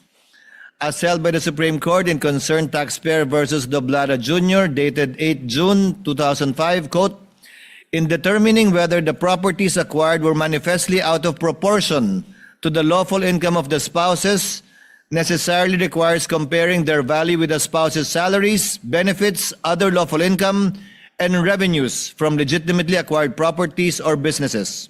Further, in the case of Ombudsman V. Bernardo, GR number 18-1598, quote, respondents' beginning net worth must be considered for purposes of determining whether his disposable income was more than sufficient to justify his property acquisitions and foreign travels for the covered period, and whether he possesses the financial capability to acquire or purchase properties as reported in his SAL-N. Quote, such net worth of the respondent as declared in the statement filed by him or her from the first day of his employment with the government shall be considered as his true net worth as of such date for purposes of determining his capacity for future property acquisitions during his tenure as a public officer. Any unexplained increase in his net worth thereafter may fall within the ambit of the presumption provided for in Republic Act number 1379. The production, therefore, of the records from 2007 to 2021 is authorized strictly for that limited purpose only. Their admissibility and evidentiary use shall remain subject to the prosecution establishing their connection to the alleged unexplained wealth during the respondent's present term in relation only to Article 2 of the Articles of Impeachment. Now, with regard to the bank records held separately by Attorney Manasseh Carpio and jointly by him and the respondent, the defense's objection is likewise overruled. The respondent's reliance on Republic v. Eugenio is unavailing. That case involved only an ordinary civil inquiry into spousal assets that were not statutorily aggregated. On the other hand, Section 8 of Republic Act number 6713 requires public officials to disclose their assets, including that of their spouses. Their financial interests are therefore statutorily intertwined for purposes of disclosure.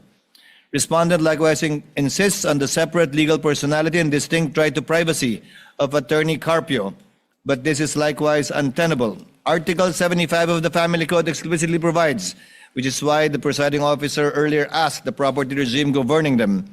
In the absence of a marriage settlement or when the regime agreed upon is void, the system of absolute community of properties established in this code shall govern. Under this regime, Article 91 dictates that community property shall consist of all the property owned by the spouses at the time of the celebration of marriage or acquired thereafter. Furthermore, the Family Code imposes a strict statutory presumption under Article 93, which mandates that property acquired during the marriage is presumed to belong to the community unless it is proved that it is one of those excluded therefrom. The law is clear on the matter. The legal necessity of examining the financial records of Attorney Carpio is firmly cemented by the default property regime of absolute community of property governing his marriage to the respondent. Absent any proof of a different property regime governing their marriage, any funds deposited in the bank accounts of Attorney Carpio are legally presumed to form a single, indivisible mass of community property jointly owned with the respondent vice president. Because Philippine civil law legally merges their assets, properties, and income into a single absolute community, it is a legal and mathematical impossibility to determine the respondent's true net worth or lawful income without examining the bank accounts of her husband. Investigating Mr. Carpio's financial records is therefore not an unwarranted intrusion into a third party's privacy, but an absolute legal prerequisite in determining the actual aggregated wealth of the respondent. The defense likewise invokes the Data Privacy Act, classifying the records as sensitive personal information, requiring strict scrutiny, quote-unquote, citing Zoleta versus Ombudsman. The court, however, in Zoleta did not really use the phrase strict scrutiny, but said strict adherence to the Data Privacy Act. Accordingly, Section 16B of the Data Privacy Act expressly states that the right to privacy does not apply when personal information is needed pursuant to a subpoena. Furthermore, Rule 5, Section 22F of the DPA, Data Privacy Act implementing rules, expressly permits the processing of sensitive information, personal information, when provided to government or public authority pursuant to a constitutional or statutory mandate, and when necessary for the protection of lawful rights, interests in court proceedings. Now, as to the 21 listed corporate entities and partnership, the requests are granted with respect only to 19 corporate entities and partnership. The respondent's connection to these entities is prima facie shown by the general information sheets in the articles of partnership, which have been pre-marked in evidence, and by her admitted sal-ens from 2022 to 2025.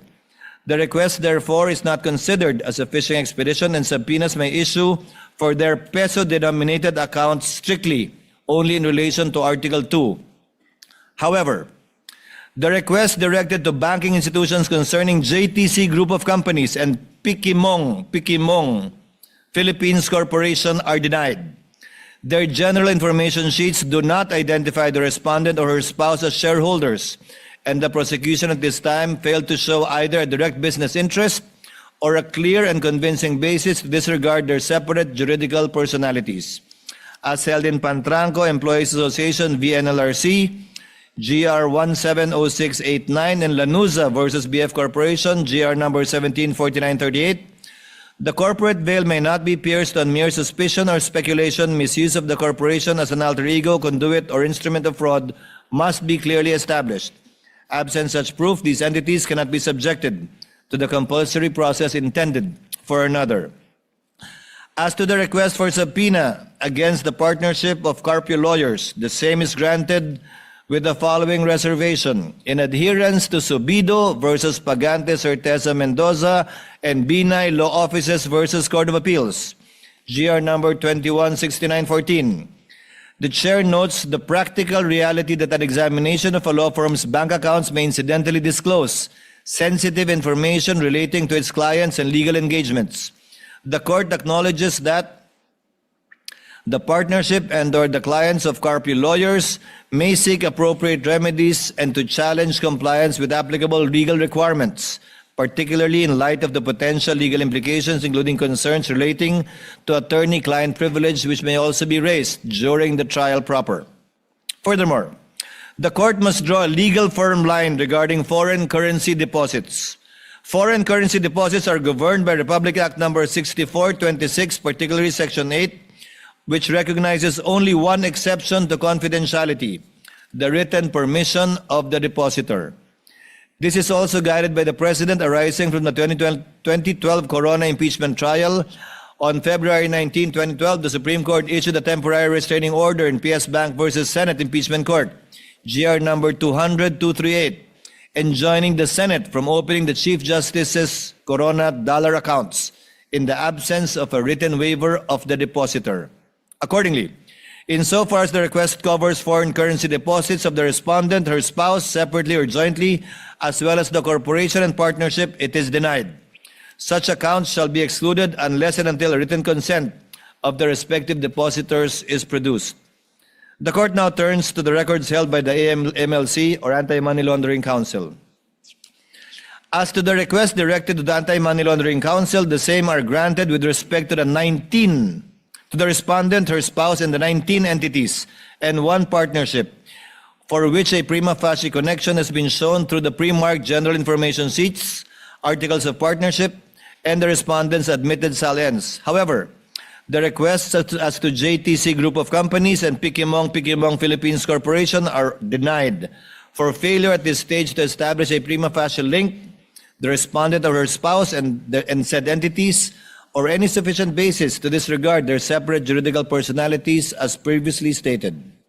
The defense vigorously argues that AMLC is absolutely shielded from this court's compulsory process by the confidentiality provisions of Section 80 of the Anti-Money Laundering Act, as amended, and warrants that compliance would expose AMLC officers to criminal sanctions for breach of confidentiality. The court, however, finds this argument unavailing. Section 8A regulates unauthorized and arbitrary disclosures by AMLAC personnel. It does not and constitutionally cannot nullify the lawful subpoena powers of the Senate sitting as an impeachment court, where compliance with the lawful constitutional subpoena is a justifying circumstances that, if at all, would extinguish any penal liability under Article 11, Paragraph 6 of the Revised Penal Code for any person acting in obedience to an order issued by a superior or some lawful purpose. In the landmark case of Republic versus Sandigan Bayan, GR 2322724, the Supreme Court explicitly rejected the AMLC's attempt to quash a subpoena ducis tecum, ruling verbatim, quote, "The Anti-Money Laundering Council is not merely a repository of reports and information on covered and suspicious transactions. It was created precisely to investigate and institute charges against those suspected to commit money laundering activities. The criminal prosecution of such activities would be unduly hampered if we were to prohibit it from disclosing such information. For the Anti-Money Laundering Council to refuse disclosing the information required of it would be to go against its very function under the law."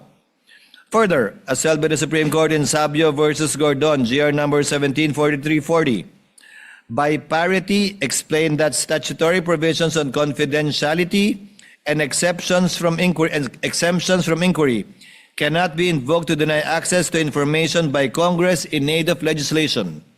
It is therefore the position of this court that if the Sandigan Bayan, pursuant to its subpoena powers, cannot be denied AMLC records as well as the legislature in aid of legislation, it most certainly cannot be denied to the Senate, sitting as an impeachment court. The defense also vehemently objects to the production of AMLC documents by pointing out to the agency's own printed footnotes, which restrict the reports for intelligence purposes only, quote unquote, and explicitly state they are not to be used as evidence in any formal proceedings. The court, however, overrules this objection. The admissibility and evidentiary weight of documents in an impeachment trial are determined by the Constitution, the rules of court, and the judgment of the impeachment court, not by unilateral disclaimers printed by an executive agency on its letterhead. An administrative footnote or internal intelligence sharing protocol cannot rise to the level of a constitutional or statutory exclusionary rule. While the MLC's internal protocols are validly designed to prevent premature leaks during ongoing investigations, they cannot legally operate to tie the hands of the impeachment court once the documents are lawfully subpoenaed. Because the requested suspicious transaction reports and covered transaction reports satisfy the threshold of prima facie relevance in tracing the alleged accumulation of unexplained wealth under Article 2, they shall be produced. The defense further invokes the 5-year record retention period under the AMLA regulations. The 5-year period is a minimum mandatory retention requirement imposed on covered institutions. It is not an absolute prohibition against keeping or producing all the records. Accordingly, let AMLC invoke this limitation in its return, which this court shall take into account and inform the parties thereon accordingly, should they be unable to comply with the subpoena.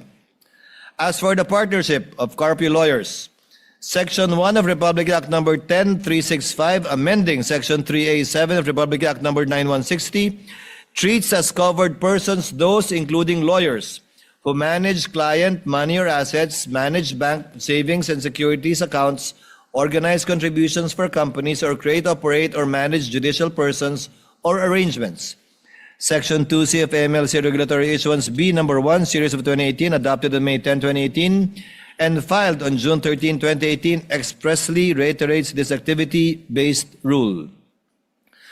The court recognizes the statutory exception for lawyers acting as independent legal professionals, where the information concerns their clients or disclosure would compromise client confidences or the attorney-client relationship.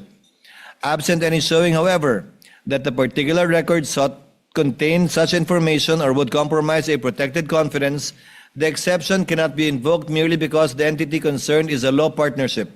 It protects client confidences.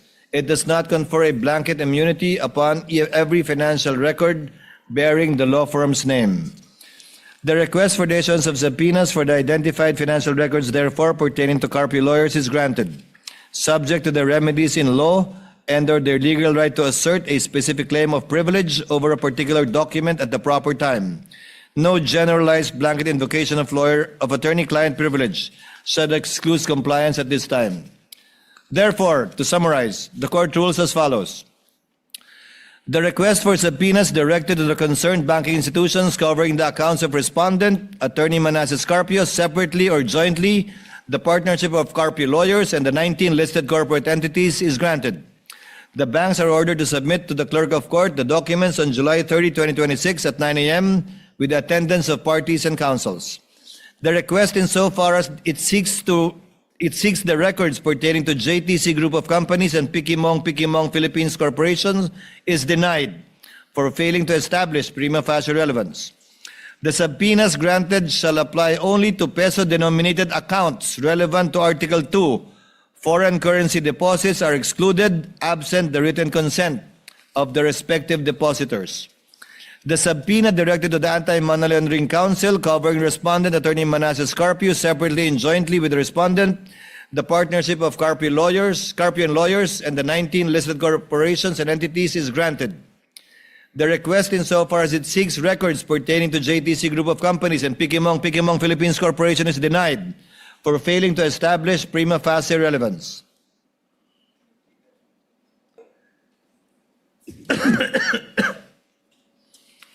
Finally, the court is cognizant of the Supreme Court ruling in Almonte v. Vasquez, GR 95367, where it stated that a government privilege against disclosure is recognized with respect to state secrets, and it is not amiss to state that even matters of national security have been inquired into in appropriate in-camera proceedings by the court.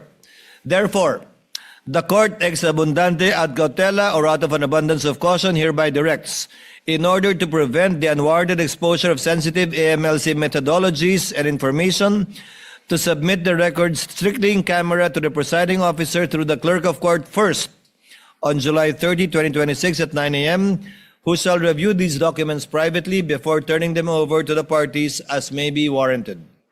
The parties are directed to be represented by counsel on the aforementioned time and date for the proper inspection, comparison, photocopying, and/or marking of these documents as the case may be.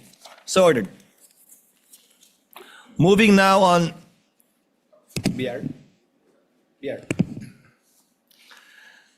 The impeachment court will now resolve the prosecution's request for the issuance of subpoena dated July 6, 2026, directed to the Commission or Internal Revenue. At the outset, the presiding officer reiterates and adopts by reference the court's citation of applicable rules regarding the issuance of subpoena ducis tecum, which forms an integral part of this order. The foregoing standards are deemed reproduced and shall govern the court's disposition of the present subpoena requests.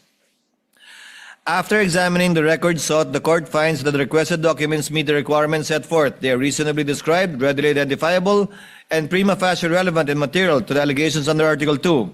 However, the court, similarly, requests insofar as it seeks the records of JTC Group of Companies, Philippines Inc., and Pikimong Philippines Corporation. The prosecution failed to establish a prima facie nexus between these entities to either the respondent or to her spouse. The records sought, therefore, do not at this time satisfy the requirement of prima facie relevance under Rule 21 of the Rules of Civil Procedure. The court also resolves the respondent's objection to the requested period from 2007 to 2021. They anchored their opposition on the Supreme Court's pronouncement in Duterte v. HOR that the basis of any charge must be for impeachable acts or omissions committed in relation to their office and during the current term of the impeachable officer. The argument, as stated earlier, fails because first, the documents requested under the subpoena ducis tecum will not be used to allege additional impeachable offenses. This court will not allow it. For the same reasons discussed in the court's earlier order, consistent with the same jurisprudence which are hereby adopted by reference, the court likewise holds that the requested records are sought to establish respondents' financial baseline and capacity only, not to inquire into or prosecute alleged impeachable acts occurring outside the present articles of impeachment. Accordingly, These records are required to establish a factual baseline against which the respondent's assets, financial transactions, and business interests during her present term may be assessed. We are also not without precedent. During the Corona impeachment trial, the SAL-Ns prior to his appointment as Chief Justice in 2010 were presented on the January 18, 2012 hearing of the court. Likewise, evidence and testimony concerning properties and transactions before his appointment as Associate Justice were presented before the court on March 13, 2012. Therefore, the production of records from 2007 to 2021 is therefore allowed and authorized strictly for purposes of establishing a comparative baseline only. They shall not be used as proof of another independent impeachable offense. Their admissibility and evidentiary use shall remain subject to the prosecution establishing their connection to the alleged unexplained wealth during the respondent's present term.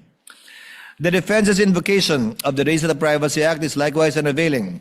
As previously stated, Section 16B of that law expressly states that the right to privacy does not apply when personal information is needed pursuant to a subpoena.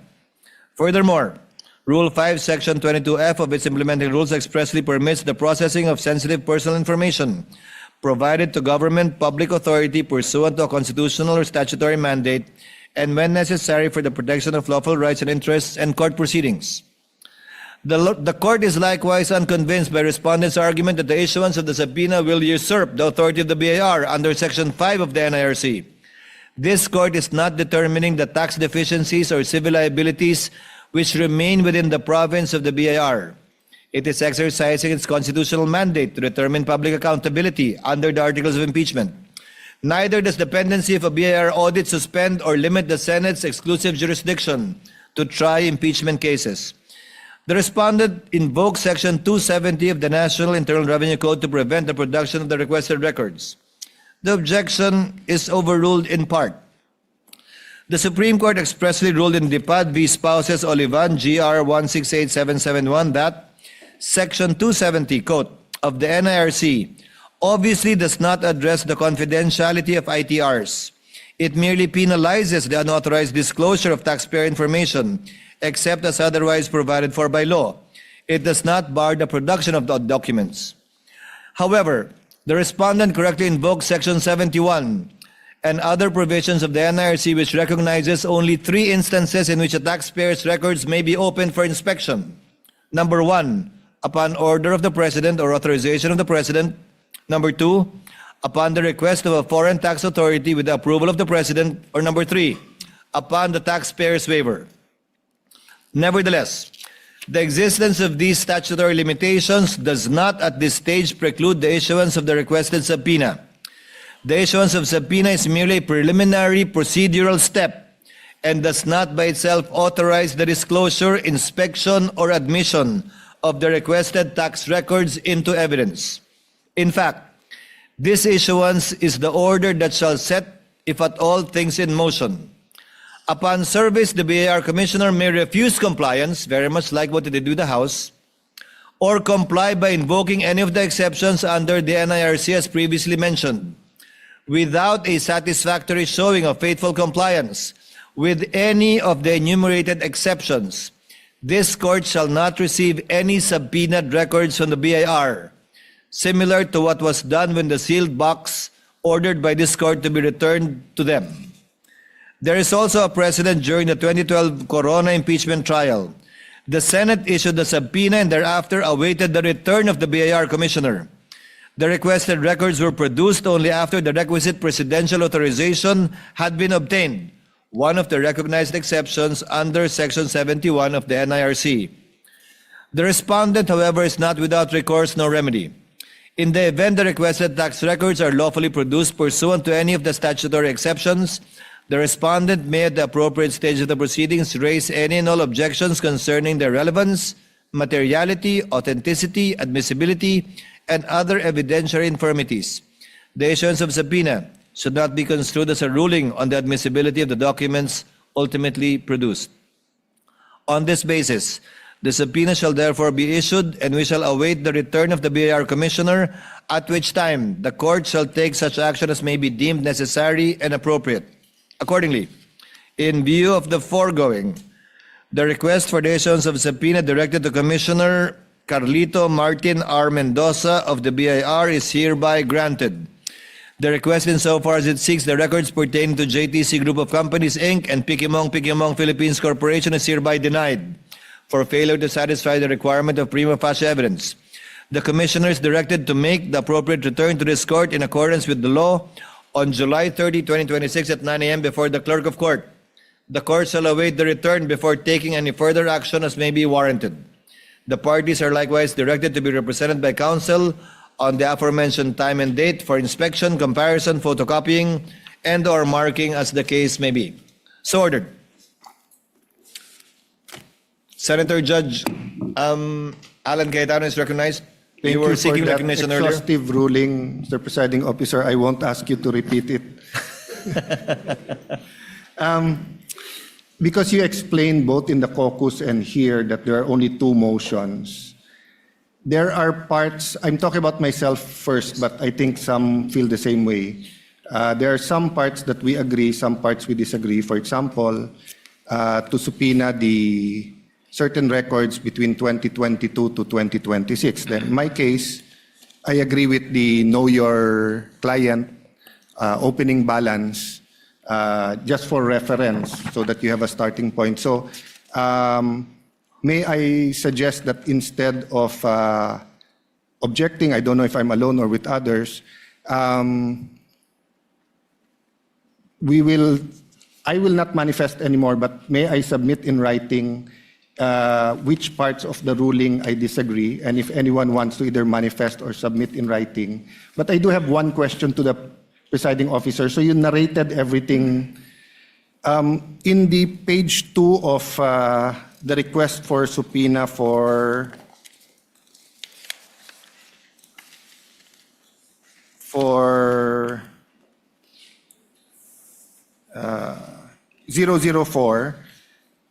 nakalagay, all records filed with, submitted to, or maintained by the BIR for taxable year 2007 to 25, including but not limited to.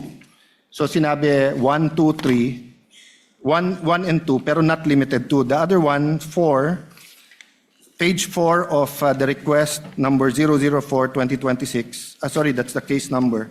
So the other one is to the, this one's to the anti-money laundering. Nakalagay po sa page 4 and all other relevant documents. So I just like to ask, was your narration exclusive? Because you did say that it's specific enough, but I don't think specific yung all other relevant. The test of if it's definite is that wala nang iisipin yung pinadalan mo ng subpoena. So kung anong nire-rate, yun ang kukunin. That is a common practice perhaps used by lawyers, but the understanding of the court, and let this be part of the ruling of the court, is that only the documents specifically mentioned Thank you for that. and will not include that catch-all phrase, because I doubt too if the banks, the BIR, AMLC, would be able to supply the and such others unless it was specified. So with the permission of the court, I'll submit my, where I agree and disagree. Permission granted, and any other senator judge who wish to submit the written explanation in regard to the twin orders may do so. Senator Judge Marcos and Legarda are both raising their hands, so the same applies to them. Submit.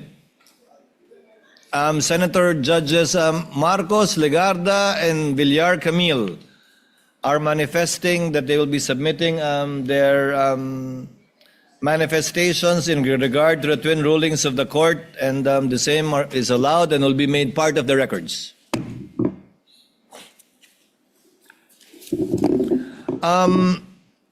For the information of the court, yes, Senator Judge Pia Cayetano is recognized. What is your pleasure, ma'am?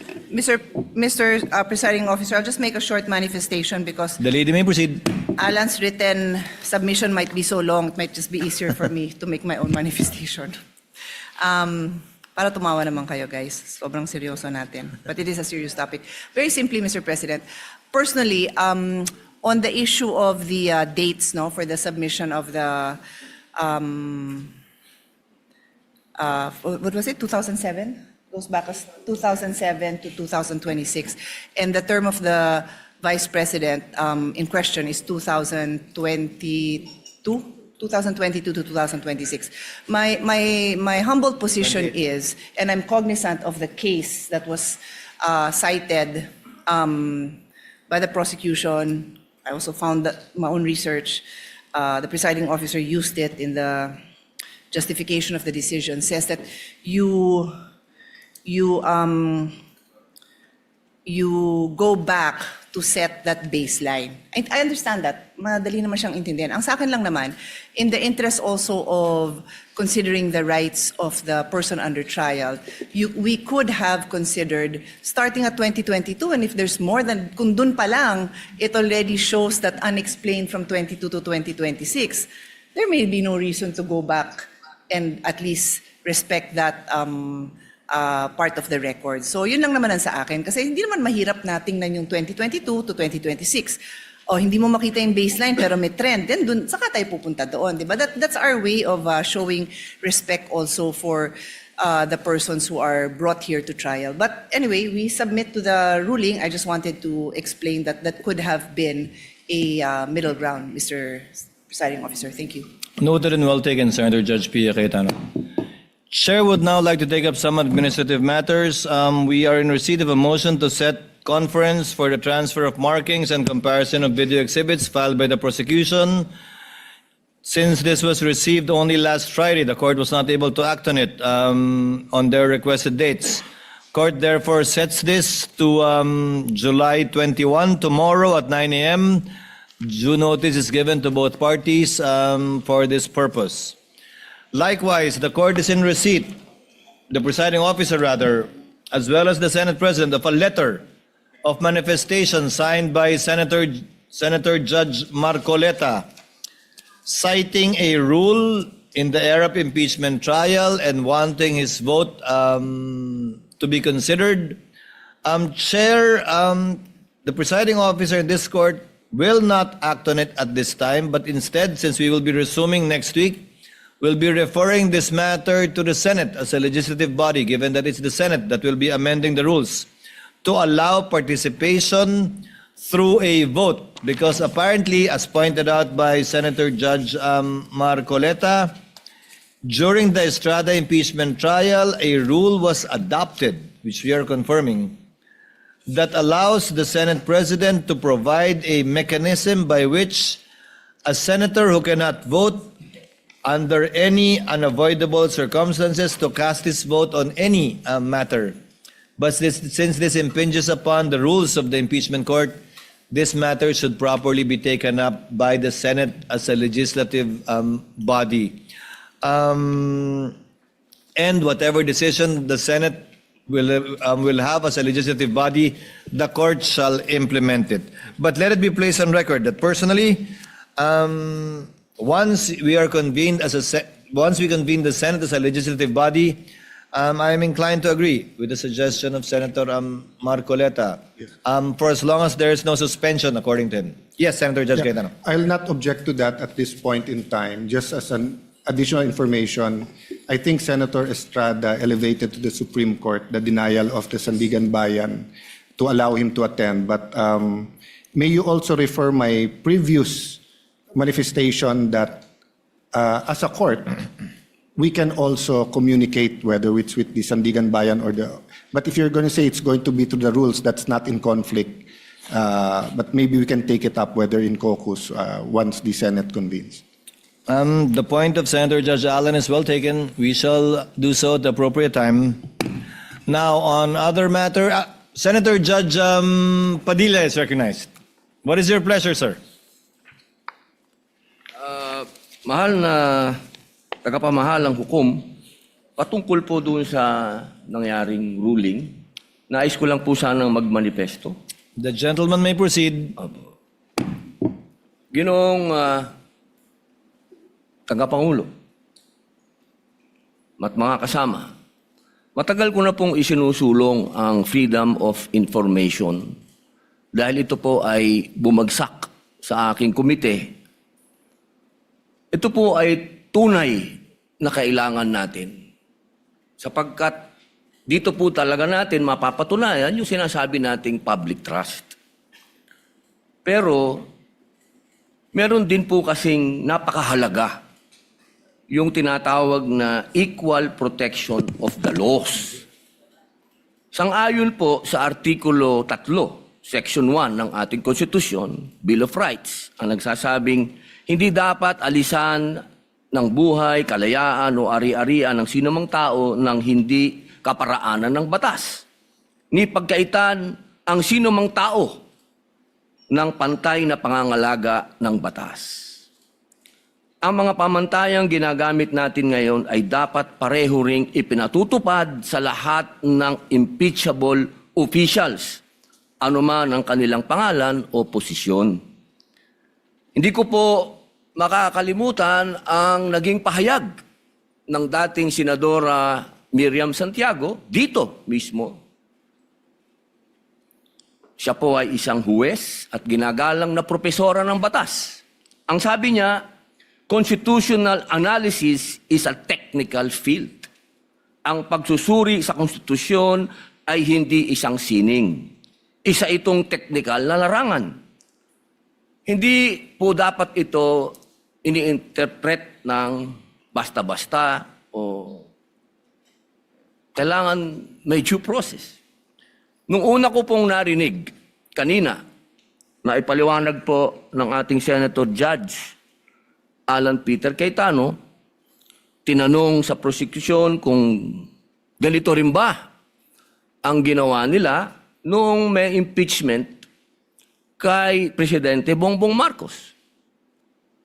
Napakalinaw po na ang sagot nila ay hindi naman sila nagtanong.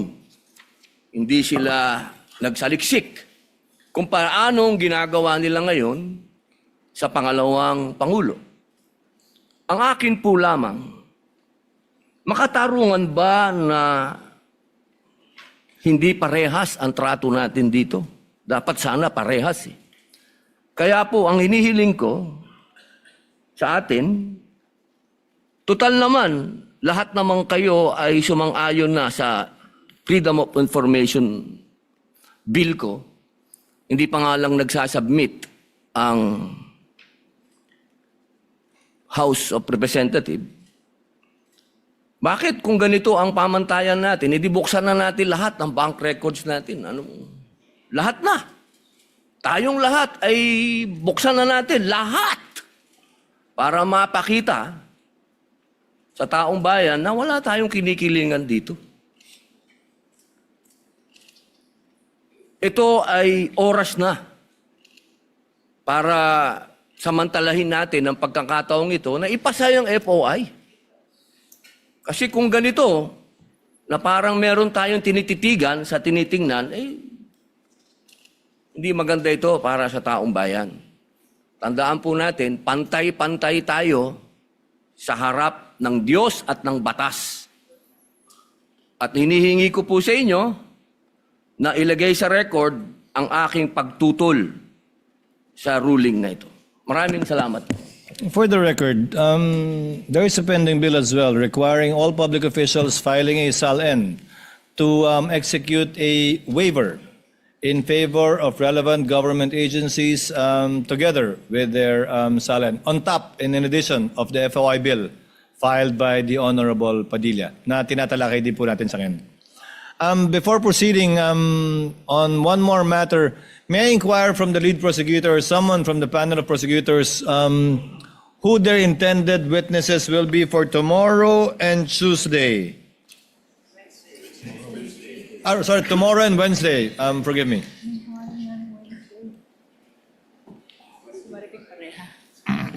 Your Honor, our intended witness for tomorrow is Attorney Melvin Matibag, the NBI Director. And for Wednesday, Your Honor, it will be Marivic Pareja of the Legislative Archive Office of the House of Representatives, Your Honor. And on Wednesday, the bank officials? In addition, Your Honor, but considering that we only have Tuesday and Wednesday for trial, but after Marivic Pareja, we will also be presenting the two land bank officials, Your Honor. Yes, because we issued a subpoena ad testificandum against these two bank officials to attend tomorrow and Wednesday. Yes, Your Honor. So for the information of the two bank officials, if they are listening, they may simply attend the Wednesday trial, not the trial tomorrow, although the subpoena indicates tomorrow and Wednesday. Would that be okay, counsel for Yes, Your Honor. panel for prosecutors? Lead prosecutor rather? Yes? So Attorney Melvin Matibag tomorrow, and if at all, Ms. Marivic Pareja and Ms. Marivic Pareja, the two bank officials on Wednesday. Counsel for the respondent, ma'am? Good afternoon, Your What Honor. is your pleasure, ma'am? May I be recognized, Your Honor? Yes, ma'am. This is regarding what matter, ma'am? Just two administrative matters, Your Honor. The Please, first ma'am. one with respect to the motion to set conference for the transfer of marking and comparison of video exhibits. We would also like to request that the respondent be allowed to also mark additional documents at the appointed time tomorrow. In effect, we're asking Also at the 9 same o'clock. latitude. Yes, Your Honor. In fact, some of the documents that we intend to mark tomorrow would be also our copies of some of the listed items in this motion, Your Honor. Of And- course, that motion already made by counsel for respondent is hereby granted. The respondent, in similar fashion to the prosecutor, may also mark Thank you, Your Honor. or change the markings or mark any pieces of evidence they wish to do so in order to facilitate the trial. So ordered. Yes, thank you, Your Honor. And just to place on record the additional marking of evidence and whatever transfer of markings that the prosecution will do tomorrow is without prejudice to Section 3, Administrative Matter Number 2026-001 of this impeachment court with respect to the guidelines for the conduct of the pretrial conference, which explicitly states that the marking is without prejudice to any questions on admissibility, relevance, etc., Your Honor. That is the understanding, counsel, yes. And the second The matter, chair Your confirms that. Second matter, Your Honor, with respect to the earlier ruling given by this court on the two requests for subpoena, Your Honor, defense requests for certified true copy of that ruling, Your Honor. Thank you. Chair will address that. It will be included in the journal. However, the journal will have to await the manifestations to be submitted by any senator judge who may agree or disagree with the ruling. So we might not be able to approve the journal tomorrow, although we will do as best as we can. But as soon as the journal is approved, we shall make it available. But the TSN can be made available perhaps by tomorrow. Thank you, Your Honor. That's all, Your Honor. Your Honor, may I make a short manifestation with regards to the order of presentation, Your Honor, earlier mentioned by the prosecution? Of witnesses? Yes, Your Honor. Subject to the limitation mentioned by Senator Judge Allen the other week, if you remember. Yes, Your Counsel? Honor, I understand. The lady may proceed. We are maintaining the presentation of NBI Director tomorrow, that is Tuesday, July 21. And then following the NBI Director, Your Honor, will be the two land bank managers in the person of Violeta San Constantino of Shaw Branch Manager and Denita Camposano of DepEd Branch Manager. As to the presentation of the Legislative Archive Officer, we will be determining the appropriate time when to present her, Your Honor. So the court recalls or withdraws the earlier statement that the two bank officials may appear on Wednesday. The subpoena